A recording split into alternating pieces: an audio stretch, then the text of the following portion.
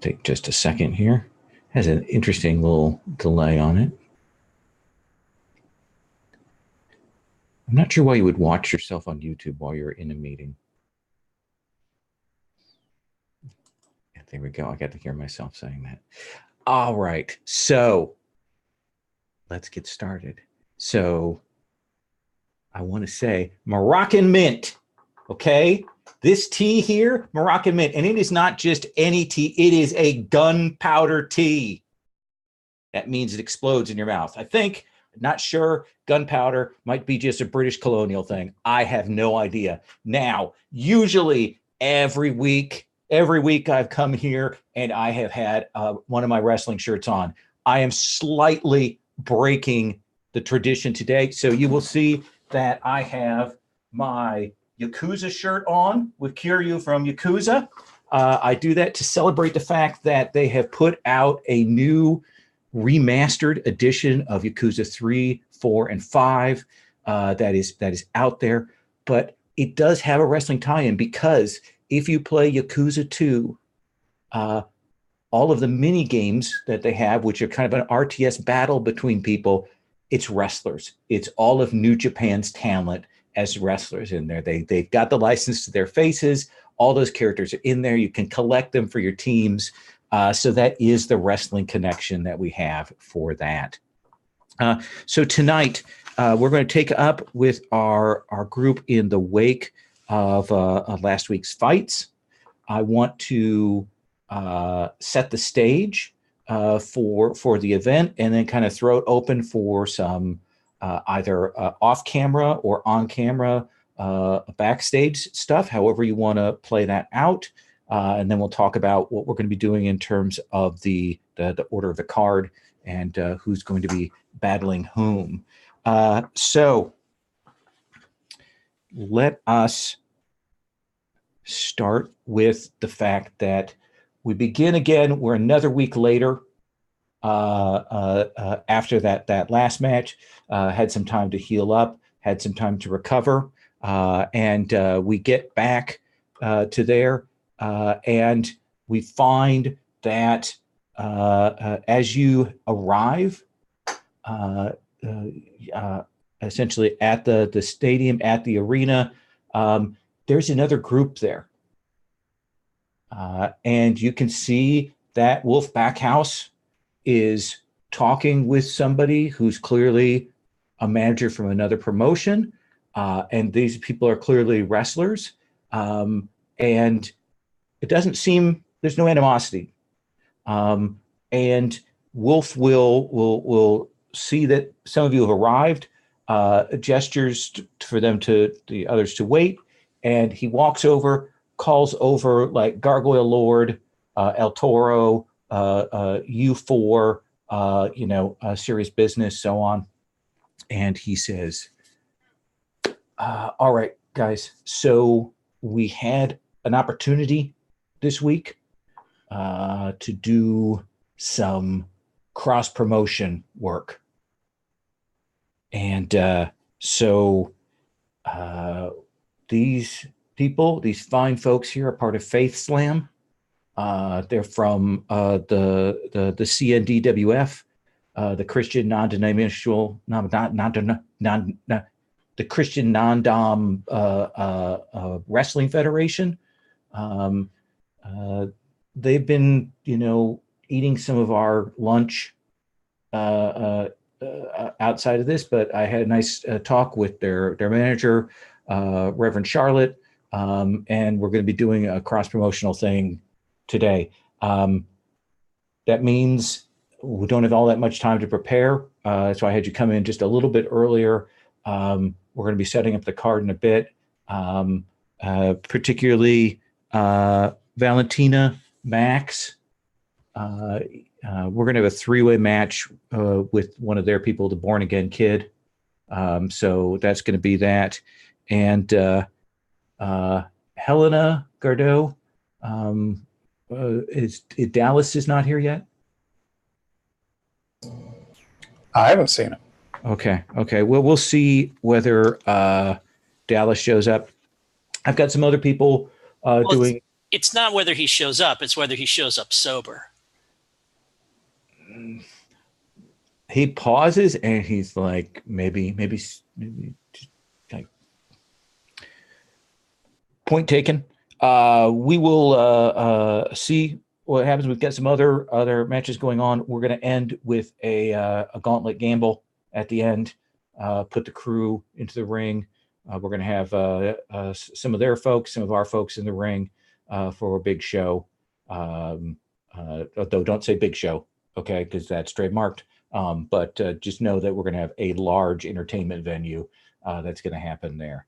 And it says, are there any questions? Okay. And he kind of breaks, he says, you got about an hour. You can find people, talk to them. You want to mix, make friends, get your stuff set up. It's up to you how you want to do that. And he heads off. Max, let's start with you. What's your take on this? What would you do? Let's see. Can you hear me? Yep, absolutely. Okay. Let's see. I think I'll first off, I'll try and make sure I still have the locker and dressing area I had last week, to make sure they haven't claimed all of that, because I know how tight these things can get with just us there, much less having an entirely separate promotion group there. And then I'll see if I can find Valentina and eventually the kid, and talk to them and see kind of how they want to work this match out. Valentina, where does Max find you? I'm in the I think probably I have set a weight bench up in like the corner of a,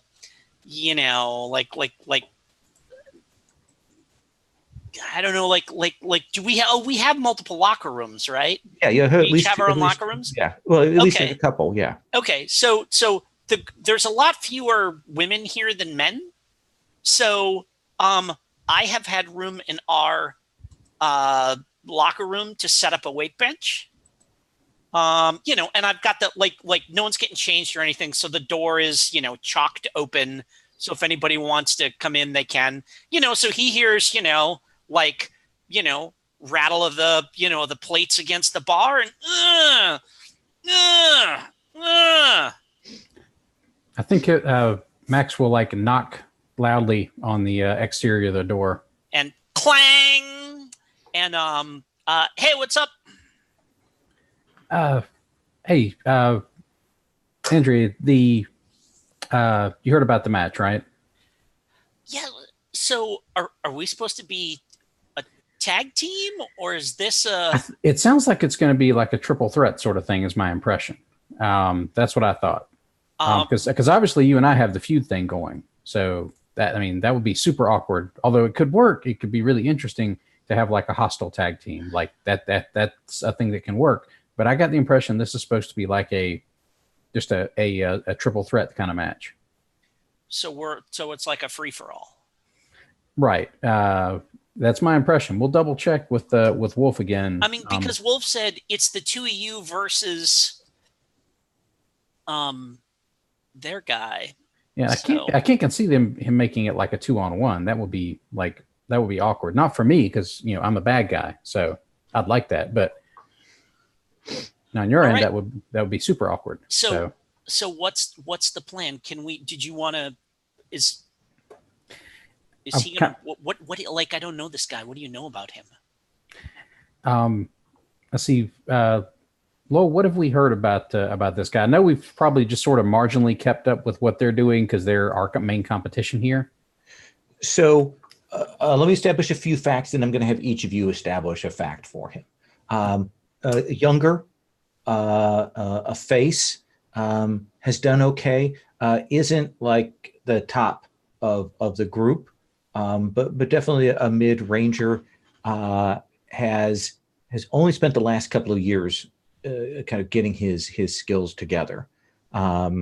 a real classic tight trunks kind of wrestler without yet a real gimmick. What's another detail about the Born Again Kid, Max? Let's see. I think they've. I'll think of another interesting tidbit. I think I think he's actually got some some classic amateur training. Okay. So he's got some real chops, but he's still he's only been performing for the couple of years, but he's got some good basic stuff down. Like high school chops, kind of like. Yeah, maybe he did some early NCAA stuff, but nothing beyond that. Like he hasn't gone to like the Olympics or anything, but he's done like all state and that sort of stuff. Okay. And Jim, what's another fact about the Born Again Kid? His mom and dad attend every match and watch from the front row. And so, yeah, he will come over to where you're at. Like shake his dad's hand and kiss his mom. And then like he goes up and wrestles and they're always cheering for him. Go son, and stuff like that. Yeah. Very wholesome. So he's clearly getting in here. He sees you two. He's been clearly informed. And he kind of walks over and does that thing where he stands sort of near you, but doesn't introduce himself or intrude on the conversation, just kind of clearly waits for either one of you to say something or for there to be a really obvious gap in the conversation. Well, I think Billy Ray will, introduce himself. Hey, I'm Billy Ray, Maximilian Milan. This is Andrea Valentina Verdict. I hear we've got some sort of like triple threat style match or something, or three-way dance or whatever we decide to call it this week. Are there different names for it? I thought it was just. I'm sorry. And he kind of looks back. You see him looking back at his manager like he's a little bit nervous, and he says, "I heard it was going to be the three of us wrestling, which I've only done big scrums and like one-on-one matches. So I don't know how that works precisely. But you tell me what to do, and I can do it." Okay. So you know what you do in a scrum? You can handle yourself with like a big group, right? Yeah. You can handle yourself one-on-one? Yeah. Yes. Sorry. Yes, ma'am. Just split the difference. And then I laugh and like clap him on the clap him on the shoulder. Okay. All right. I will try to do that. He's clearly your costuming, the elaborate nature for both of you of your identities is kind of he's a little bit intimidated here. But he will hide that in stretches. Okay. And Maximilian he has not switched into his Frenchness yet. So okay. He's still talking like Billy Ray. He says, look, everything out there is going to be an act, but back here is where we're trying to, we're going to try and get everything worked out. Usually in your standard, three-way match, you've got, you'll have basically it'll be one-on-one and sometimes it'll be two-on-one, but usually it's like a series of one-on-one matches and like one person gets knocked down or falls out over between the ropes or something like that. And then it's one-on-one for a little while with the other two, and then the other guy comes back in and like interferes. So there'll still be most of this match is going to be one-on-one with a couple of like me coming in and like cheap shotting one of you to try and catch the other one with a roll up or something silly like that. He says, "Oh, okay." He says, "You go at least once off the top rope. Come in. That's a big spot for me. I don't know if we can work that in. Some point. Oh gosh, yeah. That'd be fine. So you have a big move off the top rope you like to do? I have a big move off the top rope. Yes. Okay. Let's see. Is that going to be usually your closer? Like, is that how you put most folks ready, or is it kind of like a crowd builder? It's usually mid-match. Okay, so it's to get the crowd built back up again if things slow down a little bit. Yeah. Okay. Is it like a big splash, like an elbow drop? What kind of thing do you do? Usually, I get up on the top rope and I throw myself down and knock the other person over. Okay, like is it like a drop kick kind of thing, or is it like a crossbody where you're just sort of tackling them off the top? Oh, I don't kick. I'm just kind of coming down. Okay. So like a basically a big tackle, crossbody tackle from the top rope. Yeah. Okay. Yeah. We can do that. Let's see. I can, usually if you want to do a big move and then you want to, and it's a mid thing, you probably don't want to hit me with a big move, because then, I'm the weakling bad guy, so I shouldn't look that strong. But like if you hit that on maybe Valentina and she kicks out, she looks badass. And then, that way it doesn't look like I can take your big moves. Like I'm the sneaky cheap shot artist bad guy. So I'm not supposed to look tough at all. And Valentina, Max kind of takes the lead in explaining this. You're there, kind of nodding along. You're an athlete. You're a wrestler, a weightlifter. You will notice that the born again kid, like, he clearly has some breaks that have not healed right. Like, things are just like slightly askew on him. Maybe a wrist break that didn't heal quite right, and so on. And it's kind of, you notice how he favors his arms as he's kind of talking there.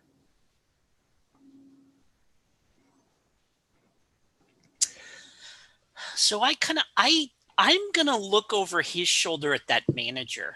Okay. Yeah, you see Reverend Charlotte got one of those very thin string ties, has a deep red jacket on with a pink shirt there, and he's talking with some of the other people. He's that kind of thick neck, such that the collar on his shirt is already stained a little bit with sweat here under the lights. And you can definitely see that some of the wrestlers are listening to him, and some of the wrestlers are clearly intimidated by him. Yeah, I'm gonna walk over to him. Okay. And I say, "Nice to meet you, kid." And I walk over to him, and I kind of and I like lean in. You're pretty tall. Yep. I'm like 6'5" or something like that. And I kind of lean in and I say, "So, if I hit that kid hard in the leg, is that thing just going to snap like a twig? Because that'd be a bad look." He goes, "No, it should snap like a twig. That boy drinks a lot of milk. You can be fine. Be fine. You'd be good. You look like a girl who knows what she's doing." I like to think so, and the fact that I know what I'm doing is why I'm here talking to you. That kid's hurt. Nah, he shook it off. He came in. I said, "Do you want to wrestle today, or you not want to wrestle?" And he said he wanted to wrestle. I got my doctor. I looked him over, cleared him. We're all good. You don't mind if we have our doctor look him over then? Sure. I feel that. Yeah. All right. Just remind him, if he doesn't wrestle, he doesn't get paid.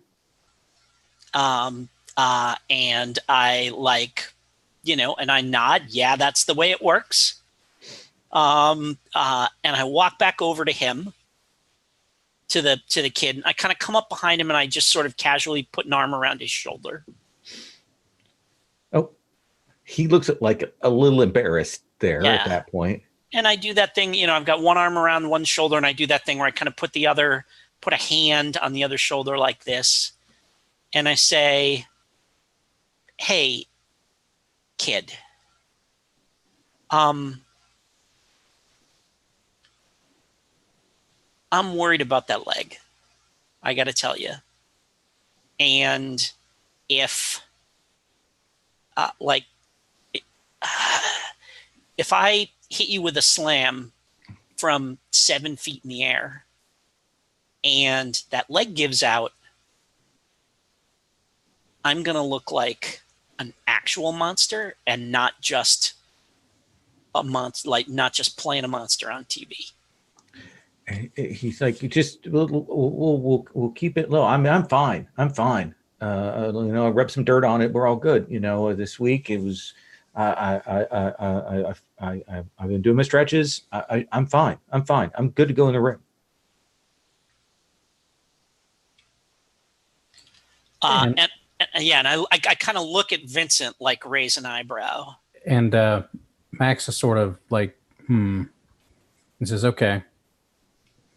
Look, and Max kind of gets where you're coming from now, because now that you pointed it out, he like notices it, because it's not something he would have picked up on. Look, he's like, and I kind of like take the other arm off of him and kind of like do one of these to indicate that Max should come in so we can all get our heads together in a little huddle. Yeah, and it looks kind of ridiculous because Max is like almost a full foot shorter than you. Yeah, but I say, okay. Listen. I gotta wrestle. I mean, okay. I'm living paycheck to paycheck. If I don't wrestle this week, I mean, we've got a thing where the more steady shows you do, the better your bonus, the better your stuff. I've got to wrestle this week. We're gonna do this. We're gonna make you look as good as we can.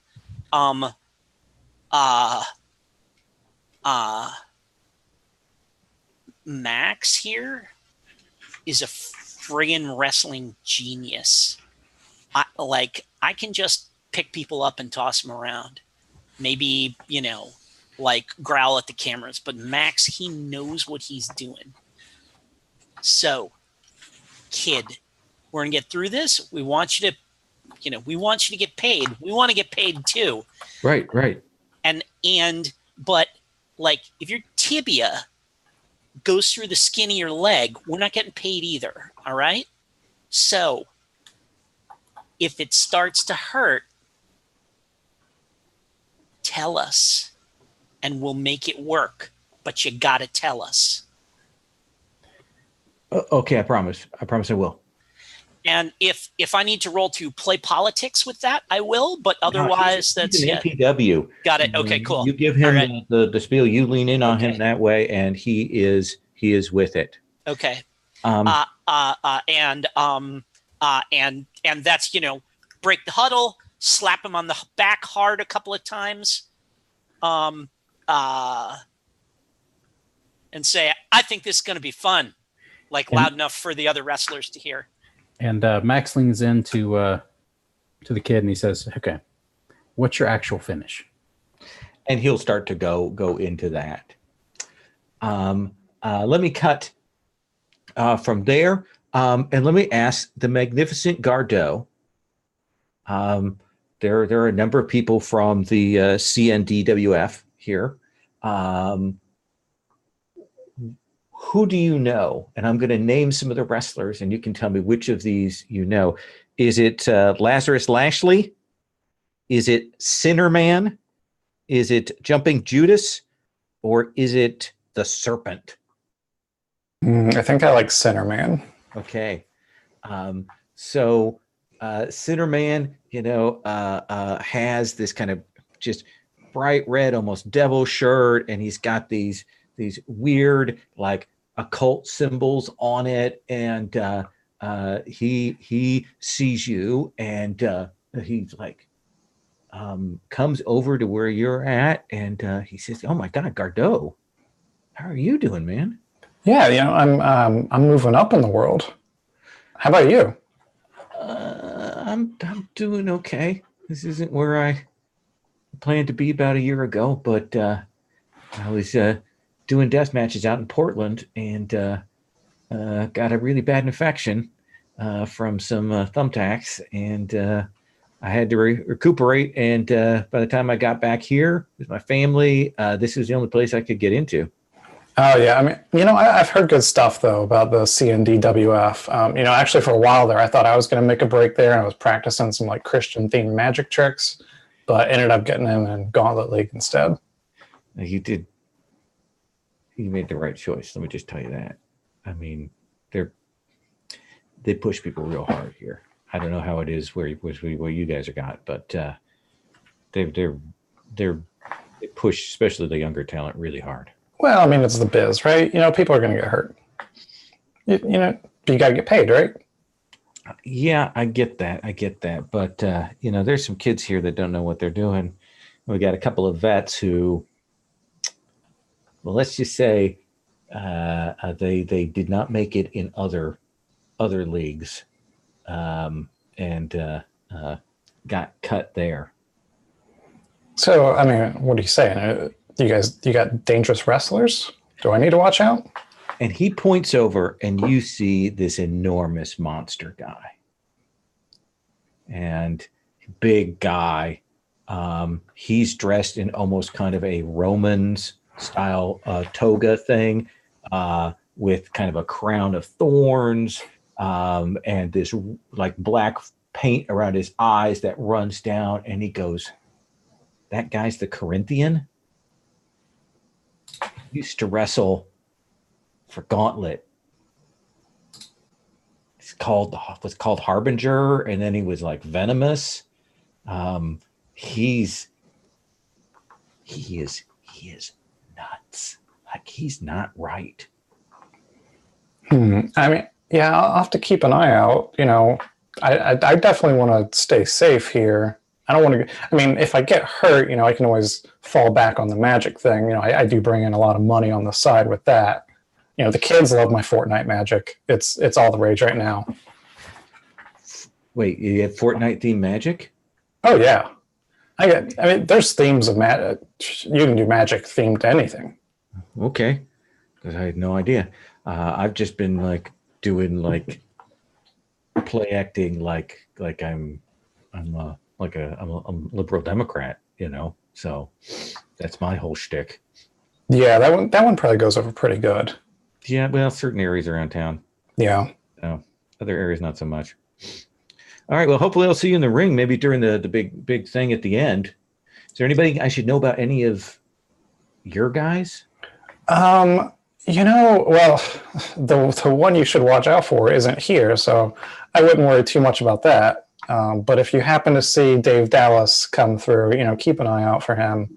You'll know him when you see him. You'll be able to tell. Is he part of that Dallas family?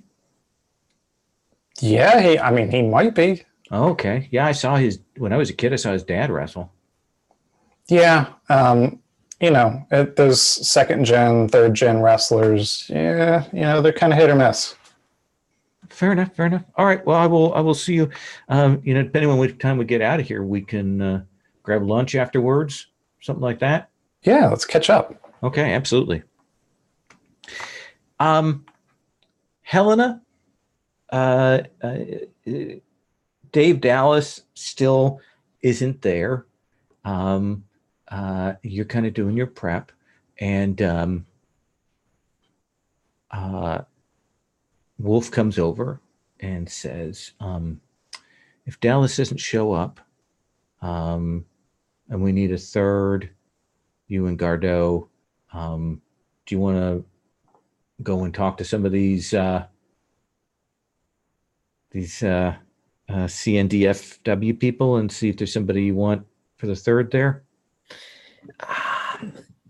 Yeah, sure. It's just, well, yeah. We weren't really. The first thing we knew about this was this morning. It seemed out of nowhere. It's a bit much, don't you think? Do you want me to level with you? Please, if you can. We had a situation of sort of competing for some venues, and the way I was able to get them to agree to let us have one of the spots that we want for the pay-per-view, is to agree to do this cross promotion. I think it's going to be good for both, but I am sorry that it's come up this late. It's fine, Wolf. I mean, we're all a bit on eggshells lately. It's fine. It's just, I mean, I'll do it if Dallas doesn't show up. I'll talk to see who'd be around. It's just that I'm kind of, me and the CNDW don't really get along.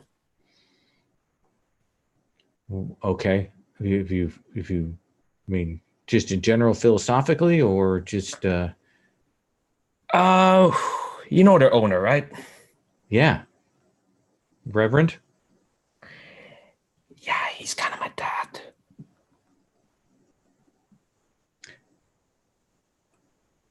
Well, I'm glad that's why I was looking over at you, because I was getting a little creeped out there. Okay. Yeah, and look, I'm just saying there's a choir girl gimmick that was going to be, and it didn't come to pass. That you're filling the gaps there. Okay. And much to your relief, so that you don't have to wrestle one of your dad's Christian wrestlers, you will see Dave Dallas coming into the arena. We will come back to that. Matt, are you with us? Can you hear me? Yes, we can. Can you hear us? All right. Yes, this is working perfectly now. My apologies. The irony is I'm in Dallas, and that's what's fucked me up. So I'm going to set the stage for you, so before we go into this sort of first match. Wolf has made arrangements to do a cross promotion event for this show. It is with the CNDWF, the Christian Non-Denominational Wrestling Federation, and they are here. They're going to be a couple of a 3-person wrestling, some other events, and then there's going to be a big gauntlet gamble at the end. So it's going to be you, Helena, and Gardeau up for the second slot. Okay. We've named some of the wrestlers: the Born Again Kid, Lazarus Lashley, Sinner Man, the Corinthian, Jumping Judas, and the Serpent are the wrestlers that have been brought here. And it's Reverend Charlotte is the owner and manager of this group, and we have just discovered on screen that is Helena Black's dad. So there we go. Yeah. So I am going to go ahead and let's go ahead and move to that first match. We'll get a chance to do the backstage stuff, the promos and all of that. This is Valentina and Max and the Born Again Kid in a 3-way match. So we're going to start out with that. Robert, Leandro, one of you needs to do the announce table. I'll do it. Okay, all right. And remember, you can put over any of the wrestlers once. You can do that for each of them. It means boosting them up 1 success level. So Valentina, let's start with you. When everybody gets set up, they bring in the audience. They've actually got the seats full because they brought in essentially especially a group, a dispensation release from church kind of thing, and they're getting that all set up. So what is the setup for you? Do we see it previously on, or do we just go to a promo? What do we see here for you? I think that I got beat last time. Yeah. So I think we'll do I think my promos tend to be clips of like previous matches, I think. Mm-hmm. I'm not the strongest on camera, so usually they'll do that. Then I think then my promo is I've asked my sister, look, can we get me doing something that I know how to do in these things? And so she has made like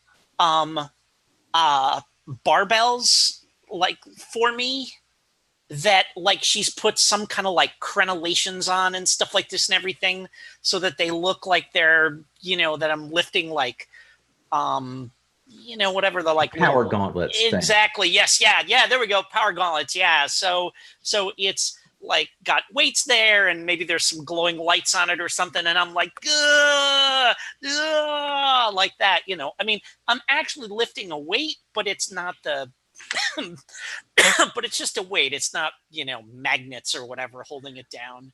This almost sounds like you're doing an athletic feat to kind of demonstrate. What do you think? So I've got kind of what I wanted was I've got the move that lets me, when I'm not in the ring, I can roll body instead of look. Anytime I can bring my imposing size to bear on the situation. Sure. So if in that case, you're going to try and cut a promo. So who are you cutting the promo on? So promo, we have to be kind of directed at somebody for that. Yeah. So this is today I face my greatest challenge, one that I had not foreseen. My actions in this time have changed the timeline enough that the outcome is no longer certain. Today, I face 2 opponents, and I must have the strength to defeat them both. Awesome. Let's go ahead and have you roll with body then for your cut a promo. Excellent. Because he is from another promotion, the heel face thing doesn't count, but both of you start at 1 heat with him, with a Born Again Kid, just in case. Okay, interesting. Cool. Let me jot that down.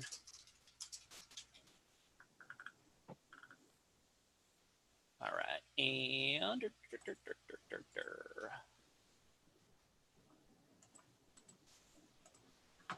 7 plus 3 gets me to 10. That gets you to a 10. So pick 2 from the list.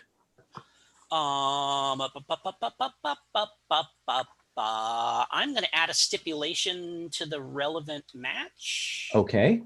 Which is that in order to win, you have to pin both of your opponents. Oh, interesting. That makes for a cool finisher. I like that. And then you want to gain heat with one of your opponents? I've already got heat. I've already got 4 heat. It maxes out at 4 heat, right? Yes, it does. Yeah, so I'll gain a heat with the Born Again Kid. Okay, so take that to a 2. So yeah, the audience pops for that, and it's high energy. It looks good, and we will cut to Victoria Onyx backstage with the Born Again Kid, and saying, "Well, so Born Again Kid, how do you respond to that?" And he goes, "Well, I'm just gonna wrestle, and I'm gonna do my best, and that was my thing, and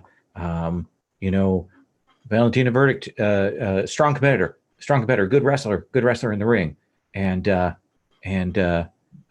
Maximilian Malin, strong competitor, good wrestler, strong in the ring. So yeah, I'm gonna try and do my best."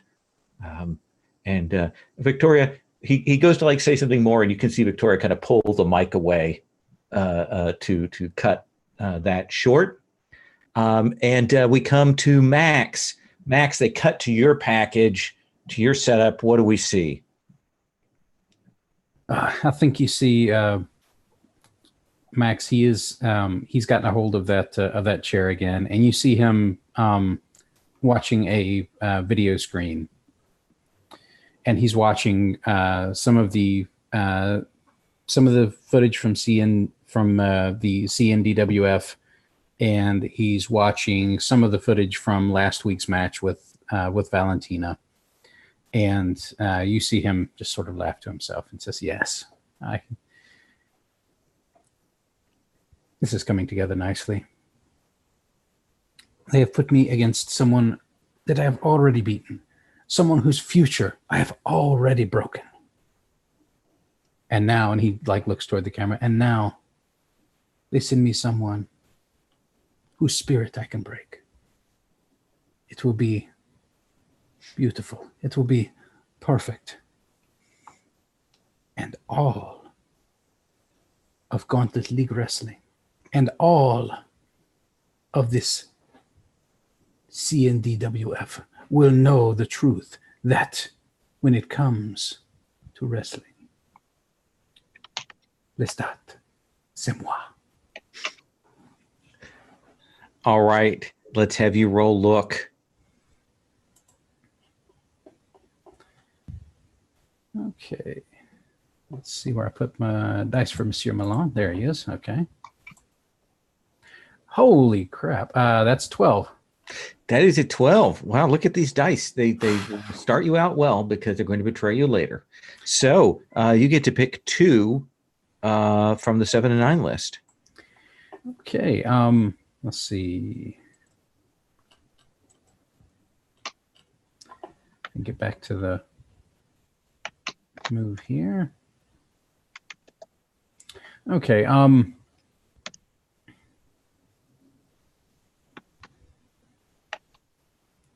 Let's see. I'm going to take +1 heat with my new friend Born Again Kid. Okay. So I'm already at 4 with Valentina.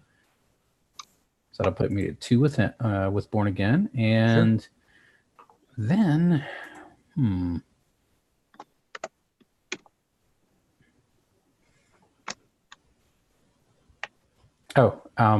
going to add another stipulation to the match. Okay. It is going to be a what could I call this to just make it sound very annoying? It's going to be a Parisian masquerade match. Everybody has to wear a Parisian mask. So, like, of course, Monsieur Milan has one, and there's maybe some footage at the end of the package of him cackling as he watches the masks for the match be delivered to each of his opponents. Okay, let's say they start out in the corners of the ring, like they're there. So when your opponents come in, they have to put them on. So they don't get to see them beforehand, which is all the better. Sure. So is having the mask removed, does that disqualify you, or do you have to put another mask on and that's a distraction? What do you think? I think if your mask is removed, I'm trying to think of a good way to put that. Let's say if the mask gets removed, it disqualifies you. I like that. Okay. So you have to keep your mask on. You have to struggle to keep it on, even though it's very flimsy. Let's say it's like a 10 count thing, like they get 10 count to put a mask back on, like almost like you got knocked out of the ring kind of thing. Does that seem fair? That's cool. I like that. Okay. So Valentina, we see you come down. The crowd gets excited. They like that. They've liked the promos except for one. And they see you come in. What do they see? Is there any change to your entrance? I think I like that Flight of Valkyries. I think that works for me. That's kind of cool. I got that, the kind of swelling strings and all that kind of stuff and everything. And it's the dun dun dun dun dun dun dun dun dun. I'm just striding, kind of portentously down the aisle, not really acknowledging anyone in the crowd, just kind of my attention focused on the ring.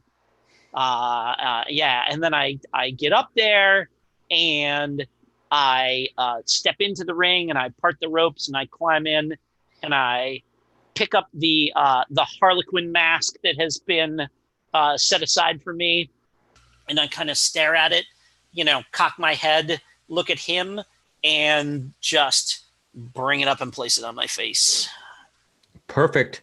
And we cut to a tuneless riff on High Hopes by Panic at the Disco. And we see the Born Again Kid comes running down. He's got his arms up and he's excited and he's trying to shake hands, and people are it's too early for that. And so he comes down and he gets in the ring and he starts to kind of get set, and then somebody clearly tells him he has to put the mask on.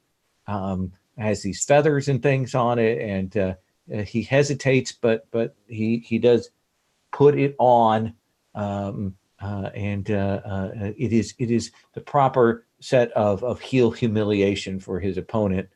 As Monsieur Malin, how do you come down? I think he is going to especially play up his cartoonish evil. So when he comes down, he already has his mask on, and it's like a classic like Venetian Carnival like devil mask. So it's got like little horns and stuff on it, and he's got the foil. The crowd is booing you. Boo. Oh. And he is like still has the foil, so he's like doing this sort of little fake fencing routines as he's coming down, and he's pointing to the sides to each of them and laughing at them, and then he sort of slides into the ring with that sort of like snaky slither thing, and he's like pushes himself over into his corner, and he wants to hit the mic first, but I don't know if we want to start the match off with him talking or not. So, I mean, do you want to work the audience? Yeah, I think that's what he's going to do to start off with. Okay, then we'll let you work the audience, and then we'll pass control over to Valentina. So tell me what you say, and then roll your audience. Okay. He gets the microphone and he says, welcome, all of my new friends. You are graciously welcome to tonight's interpromotional event. We are here. I am here to bring to you something you don't have.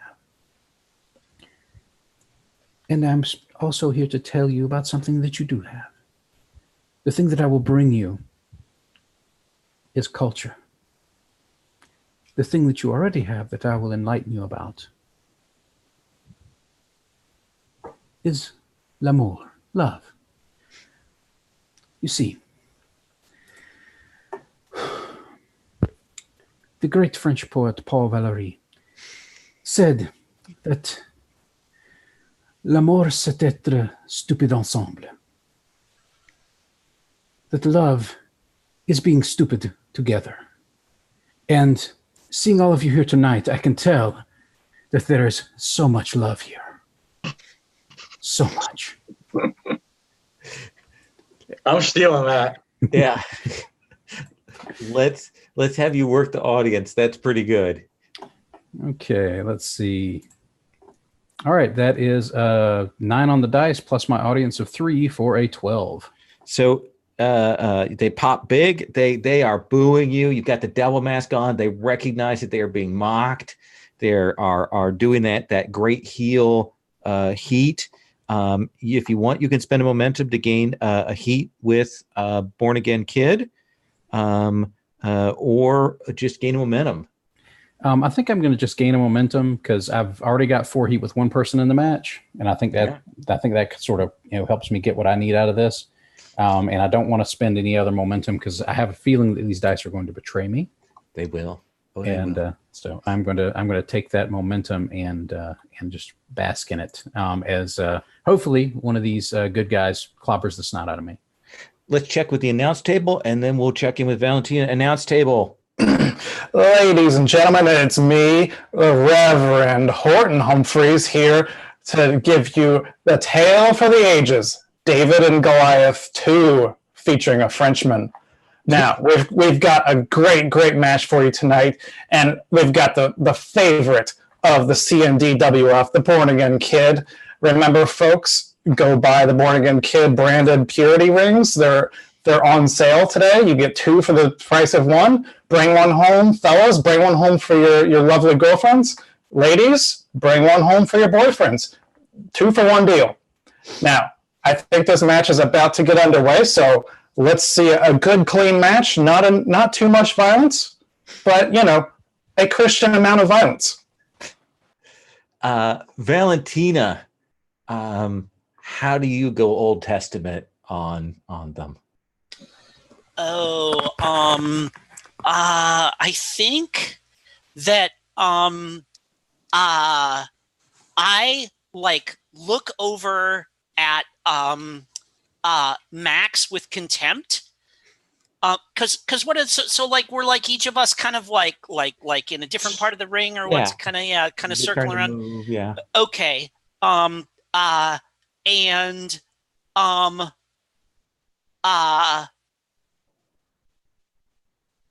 I kind of and I approach the Born Again Kid kind of like this. But then I just step in and I clasp my hands together and I kind of bow my head down to get him to come in and pray with me for some super cheap heat with the Christian crowd. Oh, I like that. Yeah, that seems fair. Yeah, you can grab that cheap heat. Cheap heat doesn't cede control when we've run it. So yeah, he comes over and he prays with you there. And he bows. His eyes go away. He isn't watching you. And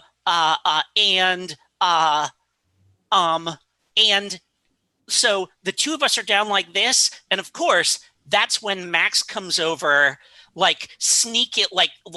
tiptoeing, he's sneaking up on us, and then slams our heads into each other, bonks our heads, and we both kind of go sprawling back, and he goes over and stomps on the chest of the Born Again Kid, and then dances over and stomps on my chest, and goes back and stomps the Born Again Kid again, comes back to stomp me, but I catch his foot and just push hard to throw him up bodily into the air so that he can slam down hard on his back on the mat.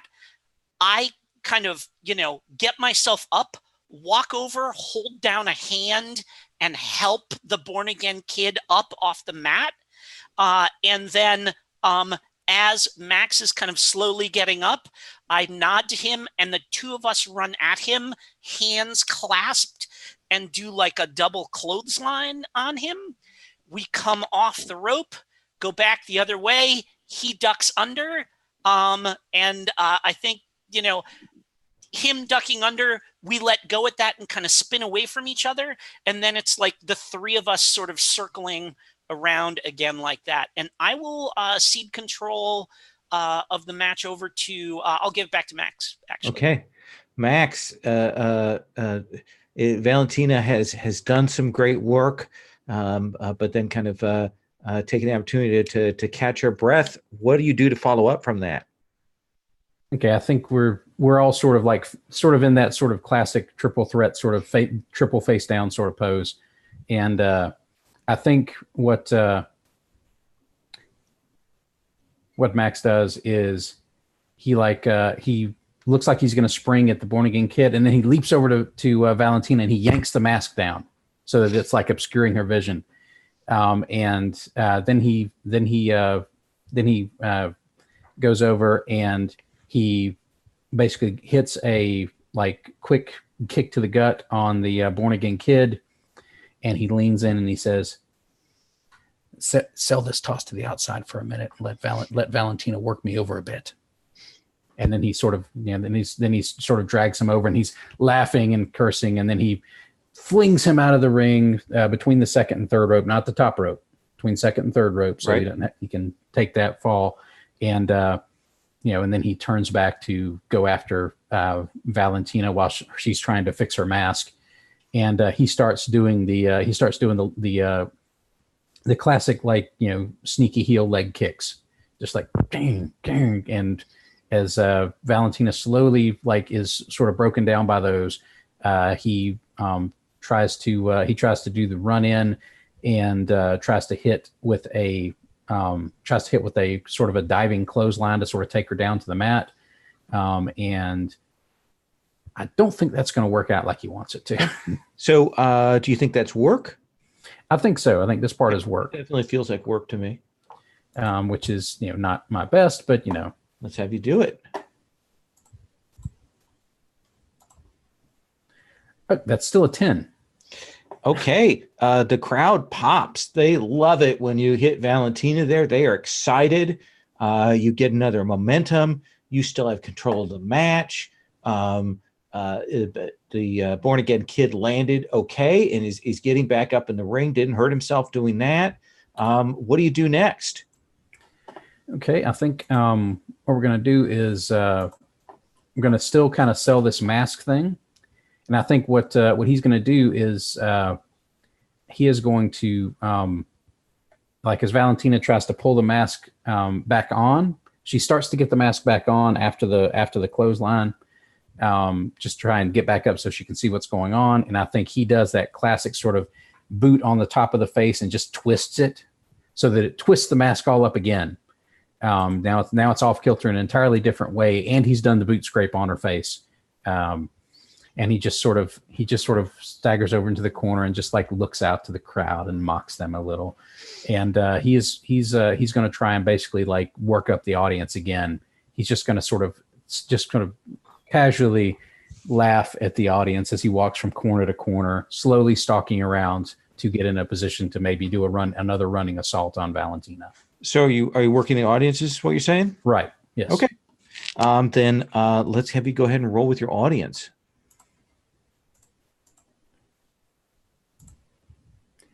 Okay, that's a 6 on the dice plus 3 for audience, so a total of 9. So you're going to gain momentum. And I will turn it back over to Valentina. Yeah, well, you working the audience means passes control when we play. So, Valentina, Malin is basking in it, giving you that opening. What do you do? My mask is all twisted up, and I've got a hand on it, and I just kind of bring my hand away, and it's obvious that my mask is twisted in such a way that from the audience it looks like I can't see, and I put 2 hands on the ropes, and I holler out into the crowd, "Be my eyes!" and spin and start to like flail wildly. These like just haymakers I'm throwing in the air, but I want the crowd to like start to cheer more and more the closer to him I'm getting. Okay. And I don't can this be working the audience as they cheer their way to me, or sure, no, because sure. But if I do that, I'm turning it over, right? Yeah. Okay. So they're just cheering as I'm working my way towards him, and I think this is a thing that we worked out before, because I can't actually see, and he's maybe like tapping his foot to tell me where I'm going as I'm flailing towards him. And as he laughs, I miss one as he ducks, but then I come up with an uppercut because he's down underneath, and it catches him hard and cracks his mask in half, and the 2 halves of the mask go flying out of the ring. All right. Yeah, that seems that definitely that this requires a lot of coordination. It's a big showpiece thing. So let's go ahead and have you roll your heat with Max. Cool. That is actually pretty good. So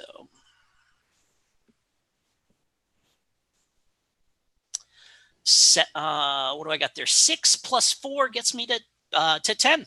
Okay. So you're going to take another momentum, and you still have control of the match as that mask breaks in half. And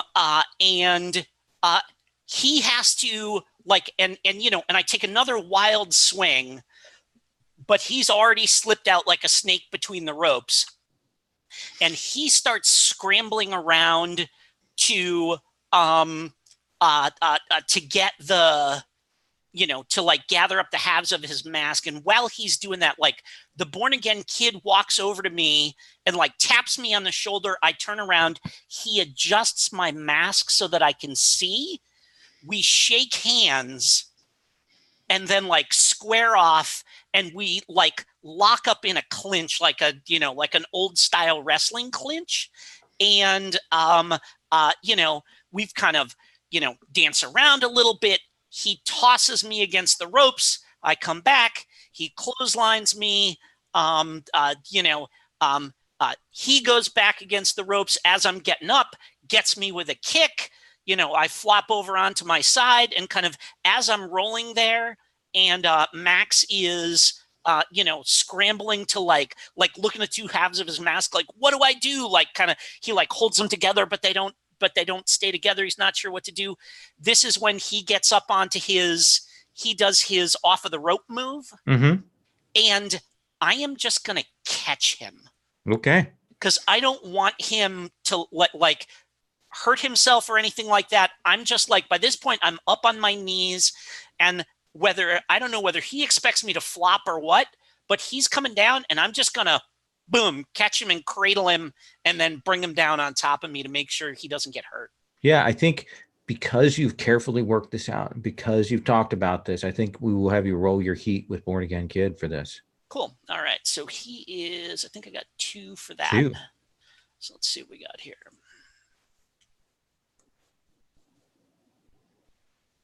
That is 8 plus 2 is another 10. Perfect. So yeah, the crowd loves it. You keep control of the match. You catch him on that kind of, are able to kind of knock him, to take him to the mat. He does that thing where he kind of lays out like he's stunned from the very force of that hit, to give you and Valentina, you and Max a chance to do your next sequence. And so I think this is where like the two of us are like he's on his back from having hit me. I'm on my back from having been landed on. And this is when Max slithers back in through the ropes and literally just like flops down across the two of us, just wham, like just without even doing anything particularly sneaky, and like actually gets a 2 count on the both of us before we both roll out to opposite sides, and he's on his feet. And then I'll hand control back over to him. Okay.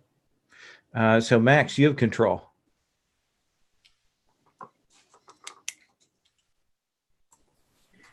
Okay. So both of them, they've rolled back over to their corners. Max still doesn't have a mask on. He's maybe at his 5 count now. So he's like scrambling around, and he runs over to the box of masks and just pulls the first one out of the top. And it's this ridiculously comical, like peacock style mask. Like it's got so many ridiculous feathers that it's almost obscures your vision just putting it on. And and of course that pops the crowd huge because they're laughing at him because, now he's super ridiculous looking. And he like puts the thing on, and he keeps trying to adjust it, and he gets more and more frustrated. The crowd gets, laughs at him even more. And so he just goes over, and he's decided to just seemingly to beat up on the born again kid. So he goes over and he starts doing like, those sort of really mean, like, stomps to the midsection, stomps to the shoulders. He specifically avoids the part that Valentina had mentioned that the kid has problems with. And so he's like, and he's doing the, stomps to the head in the corner, and he's doing like that sort of boot choke in the corner, towards the end of that. And he turns back and he sees Valentina like slowly starting to get back up. And so he lets go of the kid, and then he goes over towards Valentina and basically tries to do like a running knee to sort of slam her back into the corner. Okay. And that's going to be this kind of the money payoff move for this section. All right. Let's have you roll with work.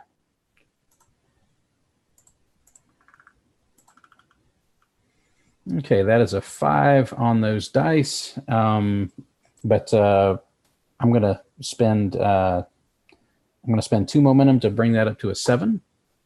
-1 for your work is a 6. Oh no, yeah, I've already figured in the -1. I have a 6 on the dice. -1 made the 5, and then I spent 2 momentum to bring it up and I'm going to take the momentum and hand it back over. Okay. So tell me how you counter that, Valentina. So this is he's bringing this knee in, right? Gosh. Like, I think this is a thing where I just take it. Like, I'm just big and tough, and he's like laughing, ha ha ha, and the knee comes up, and he like vamps for a moment, like surely that has done her in, and then I just like bring a big fist down like on top of his head, just like bam. This is the that's the I'm a foot taller than him move, and just crumple him to the mat, and I actually give him a little kick in the side, and he's not moving. So I step over him and I walk back over to the born again kid, who I think probably at this point has kind of dragged himself up the ropes. And I walk up to him and I say, I'm sorry, but we all agreed to this. And then just start like pummeling his body, and he's, kind of collapsing a little bit more with each kind of body blow that I give him. And then when he's kind of like half down like this, the Captain Kirk, two over the top, just on top of his head to just, fold him like an accordion. Let's have you roll with body. Yeah, that's my strength move here. Let's see what we got. Oh, folks, this is becoming very, very violent. But remember what Proverbs 3:31 tells us: do not envy the violent or choose any of their ways. These are trained professionals, folks. Trained professionals. 5 and 3 is 8. I'm going to spend 2 well, unless that was the announcer putting me over, I'm going to spend a couple of momentum to get myself to a 10. Okay. So a 10 will give you still control, and you can take +1 momentum.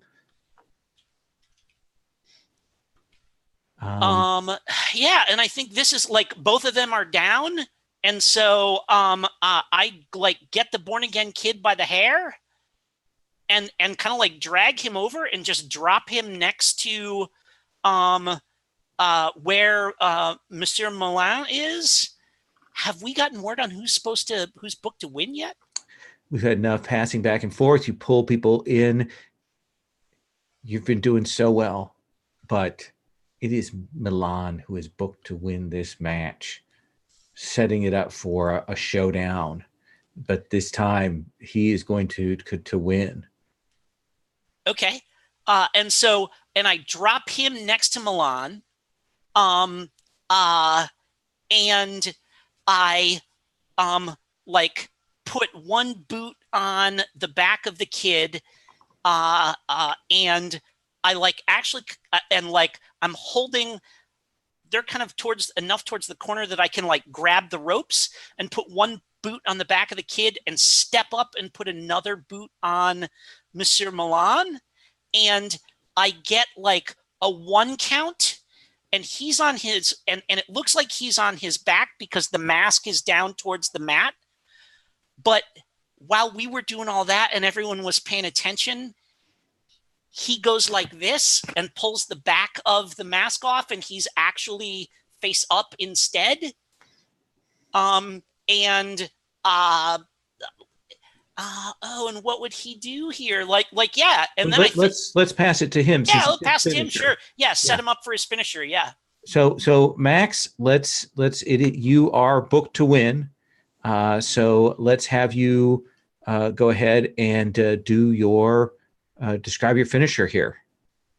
Okay, I think what happens is out of that move, you have the confusion about the mask that sort of threw Valentina off, obviously, because the mask is so ridiculously frilly. It's tough to tell whether it's on right or not. And he plays off of that, and so the referee goes down to count, but then stops the count, and he says, no, he's not laying properly for the count, and Valentina gets angry and starts to argue with the ref a little bit. And I think just as the kid kind of is crawling back up to his hands and knees, and I think what Milan does is, as Valentina is arguing with the referee, I think Milan sort of does that, does like a really nasty looking chop block that sort of brings her down to her knee. And this puts her and the other and the kid kind of close enough to each other for Milan to kind of come off, do a quick come off the ropes, and then like hit both of them with like Madame Guillotine. All right. Just clop across both their necks, and then sort of slump lazily across them to try and get the evil cheek pin. Absolutely. Let's have you go ahead and make that roll. Oh wait. No, he doesn't do it that way. He doesn't pin them.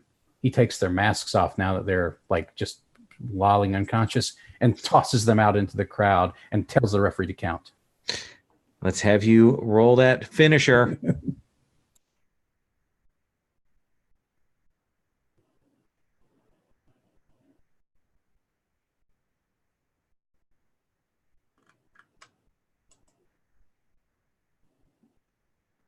Okay, that's a 7 on the dice, right. and I'm going to. I think I'm. Unless the announce team wants to try and put me over for this one, I'll spend the momentum to get it there. Yeah, I'll go ahead and put you over. Oh goodness, folks! The born again kid is hurt. Valentina is hurt. John 1:5 tells us the light shines in the darkness. That the darkness has not yet overcome it. But folks, tonight it's looking bad for the light. The darkness may truly overcome these two brave individuals. Excellent. So, Malin, you will finish that. You will gain an audience for your finisher. And then, Valentina, Malin, you both simultaneously go over. So, for the moment, you're both over. And top spot, which means you will get an advance. And you may, if somebody else hits top spot later on, they will bump both of you out. We're going to cut for our break here. When we come back, I want to talk to Gardeau. I want to talk to Dallas. I want to talk to Helena, get the setup for the three-way match there. And get rolling through that. So let us take 5.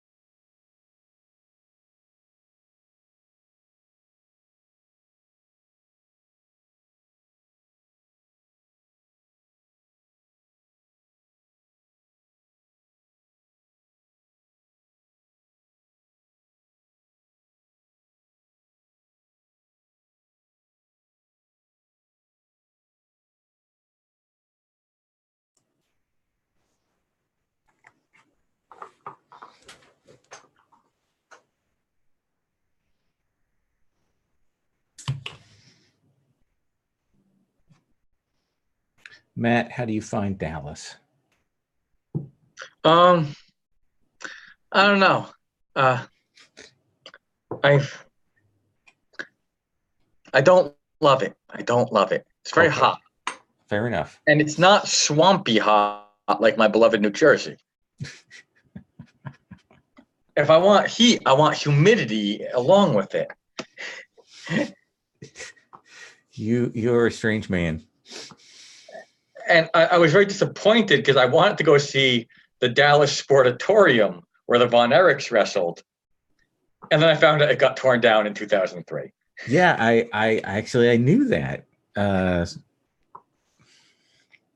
Because there was one of the podcasts that went there, and they went to the spot where it had been, and they tried to find some junk there.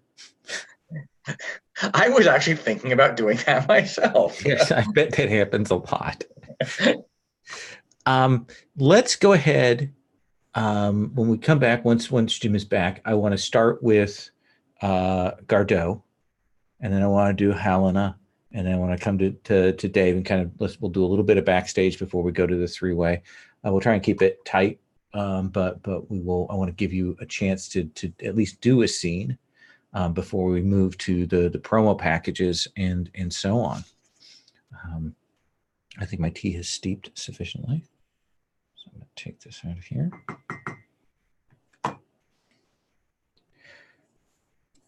One of the things I do want to mention for those of you who have a chance, once we've got a few sessions in, if you have feedback on the mechanical changes that we're seeing in the second edition, I do recommend writing those up and sending them on to Nathan, or if you want to send them on to me, I can send them on to Nathan, because I do know that this second edition is still in playtest. These are in development rules. So we'll look at that. An unscientific comment that I have is that it seems harder to game audience advancement, which is good. Yes. Because in some classes, there were ways you could just kind of set it up, boom, boom, boom, boom, boom, advance, Yeah.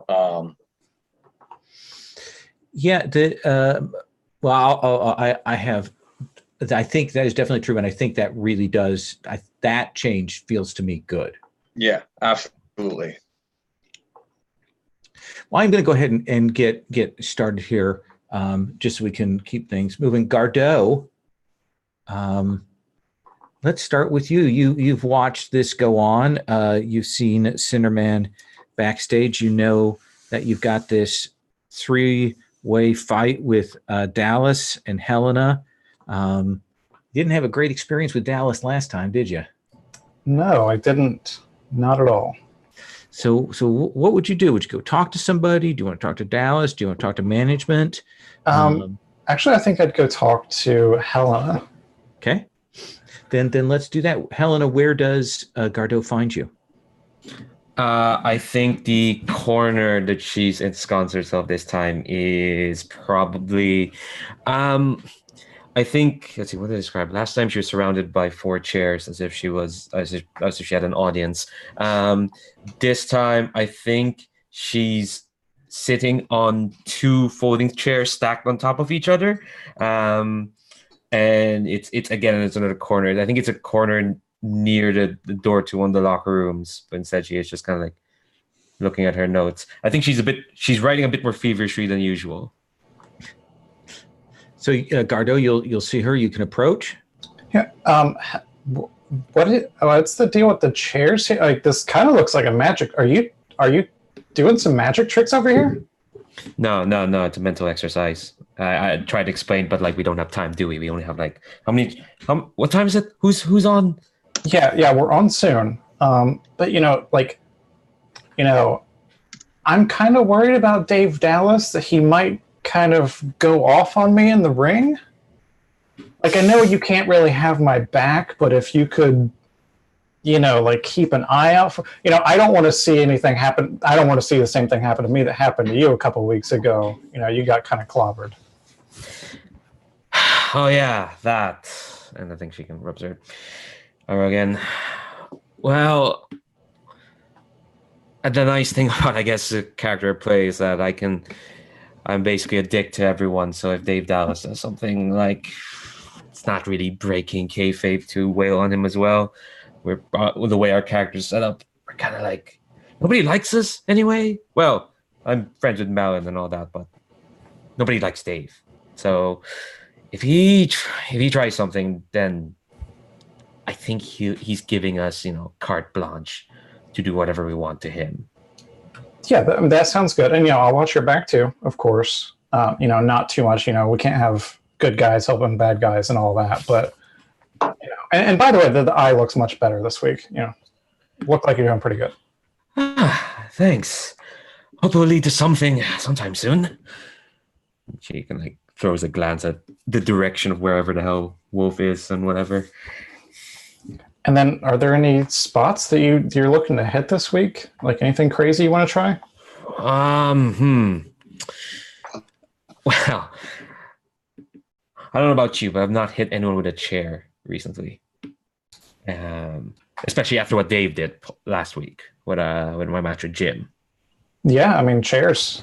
Everybody loves chairs. I mean, the crowd sounds like they're popping hard tonight. So I think some good chair violence would be good.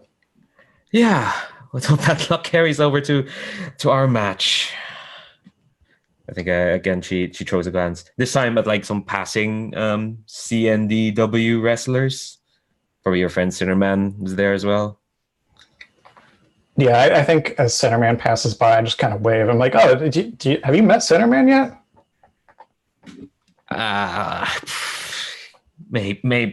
Maybe. I don't know. Lowell, you're muted if you're saying something. Yeah, because he's part of your dad's promotion. I'm sure you've met him. Yeah.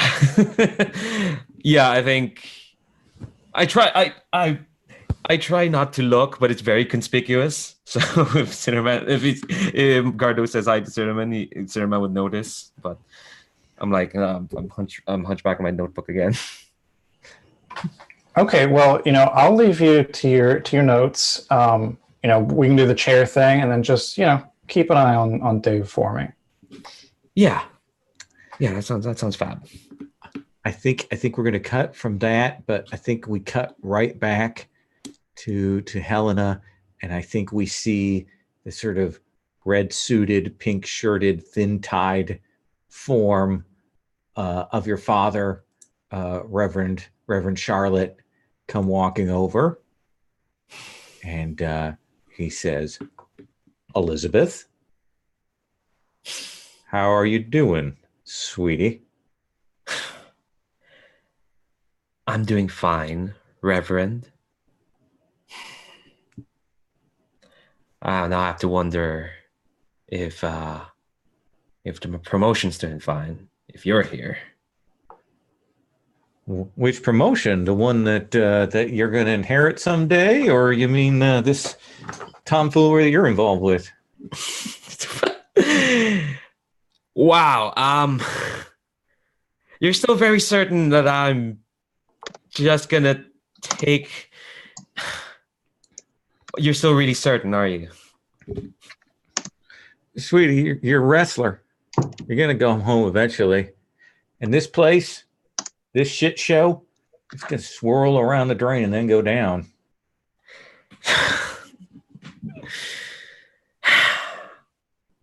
It very well might, Reverend. But if it does go down, then you'll find that I'm very much willing to go down with it. I would crawl to several soccer yards of shit before I come crawling back to your promotion, Dad. You hurt me when you say things like that, Well, you're an adult, Dad. You can deal with it.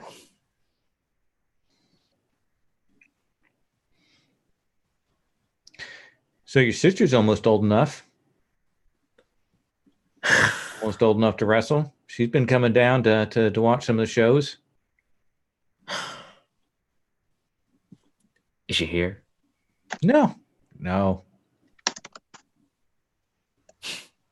Just I'd say. Never going to be as good as you.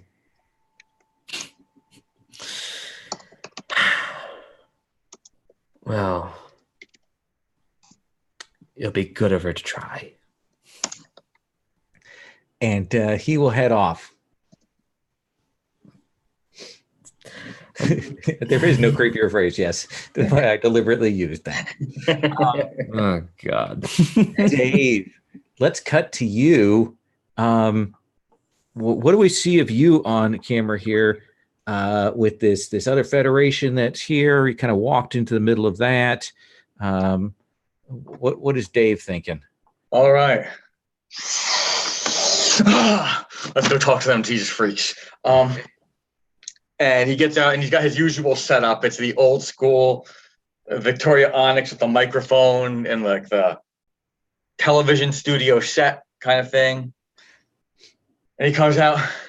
Well, I'm real excited. I'm real excited to talk to you good people today, because I think right now, I think we've got a great opportunity. You all know I've not been happy, and I suspect you've not been happy with what you've seen on Gauntlet League Wrestling lately. It's been just nonsense. Men fighting women, magicians and magic tricks, and it's just not good wrestling. It's not wrestling the way it used to be. It's not wrestling the way you like it. And I think today got a great opportunity for the people that just want to see good Christian athletes competing in a legitimate athletic competition. And we're going to give that to them today. And you know what? It might offend some people when I say this, but I don't care what team I'm on.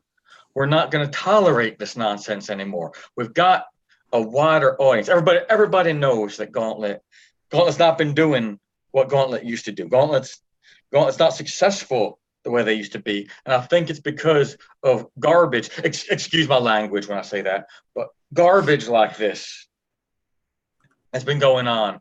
And today, in front of these good church-going people, we have an opportunity to make America gauntlet again.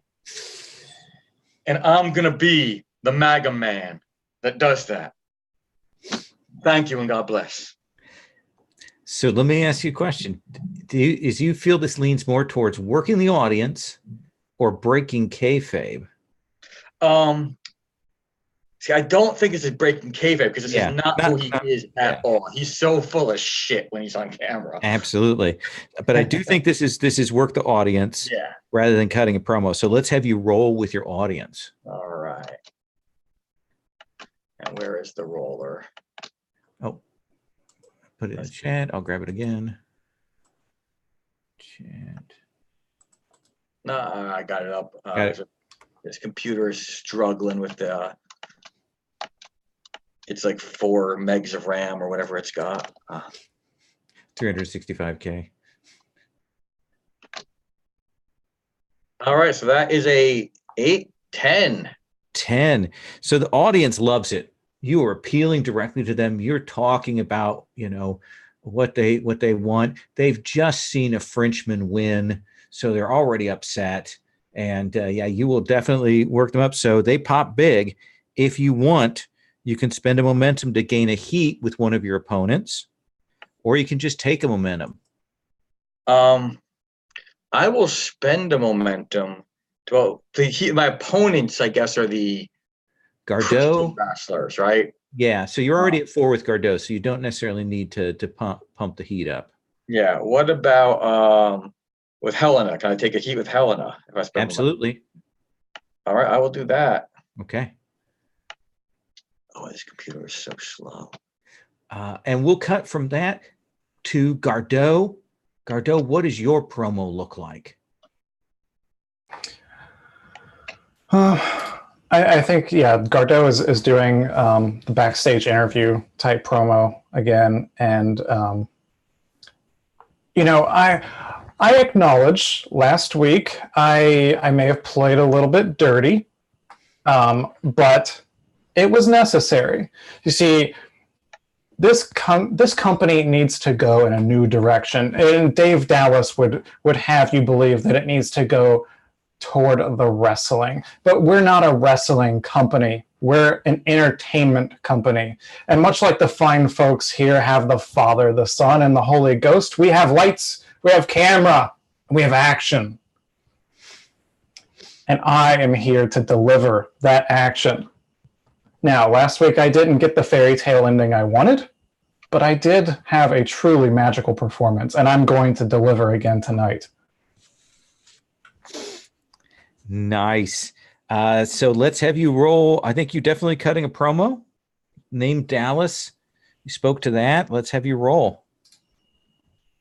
Ooh, that's 12. So what is with you guys tonight? This is killing me. So you get to pick two. Make creative book you in a particular match. Add a stipulation to a match. Gain a heat with the subject of your promo.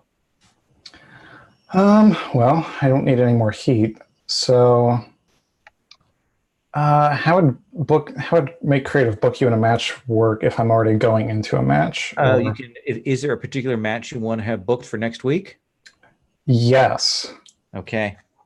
I think next week I want a Pandora's Box match with Dave Dallas. And I think a Pandora's Box match is a reverse cage match where we're trying to get into the cage. Okay. That sounds vaguely pornographic, and I do not want to participate in such a thing. So you called a match, and then you added a stipulation to a match. Yeah. Okay. First cage match. Okay, I'm writing that down. Awesome.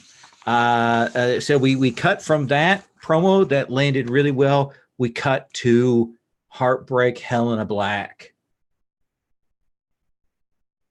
Yeah, I think this is another backstage or promo, except this time instead of her holding up the phone selfie, like she's affixed it to a selfie stick and taped it on the chair. And when we cut to where she is, she's unstacked the two chairs and her foot is on top of the other chair, and she's like very oddly shuffling a card deck. And also there is like a headshot of Dave Dallas taped up on the wall next to her. It's been defaced, but I don't know, some My Chemical Romance lyric. Let's see. Teenager scared the living shit out of me. There we go. Except of course the shit is been scribbled out, right? Because of sponsors.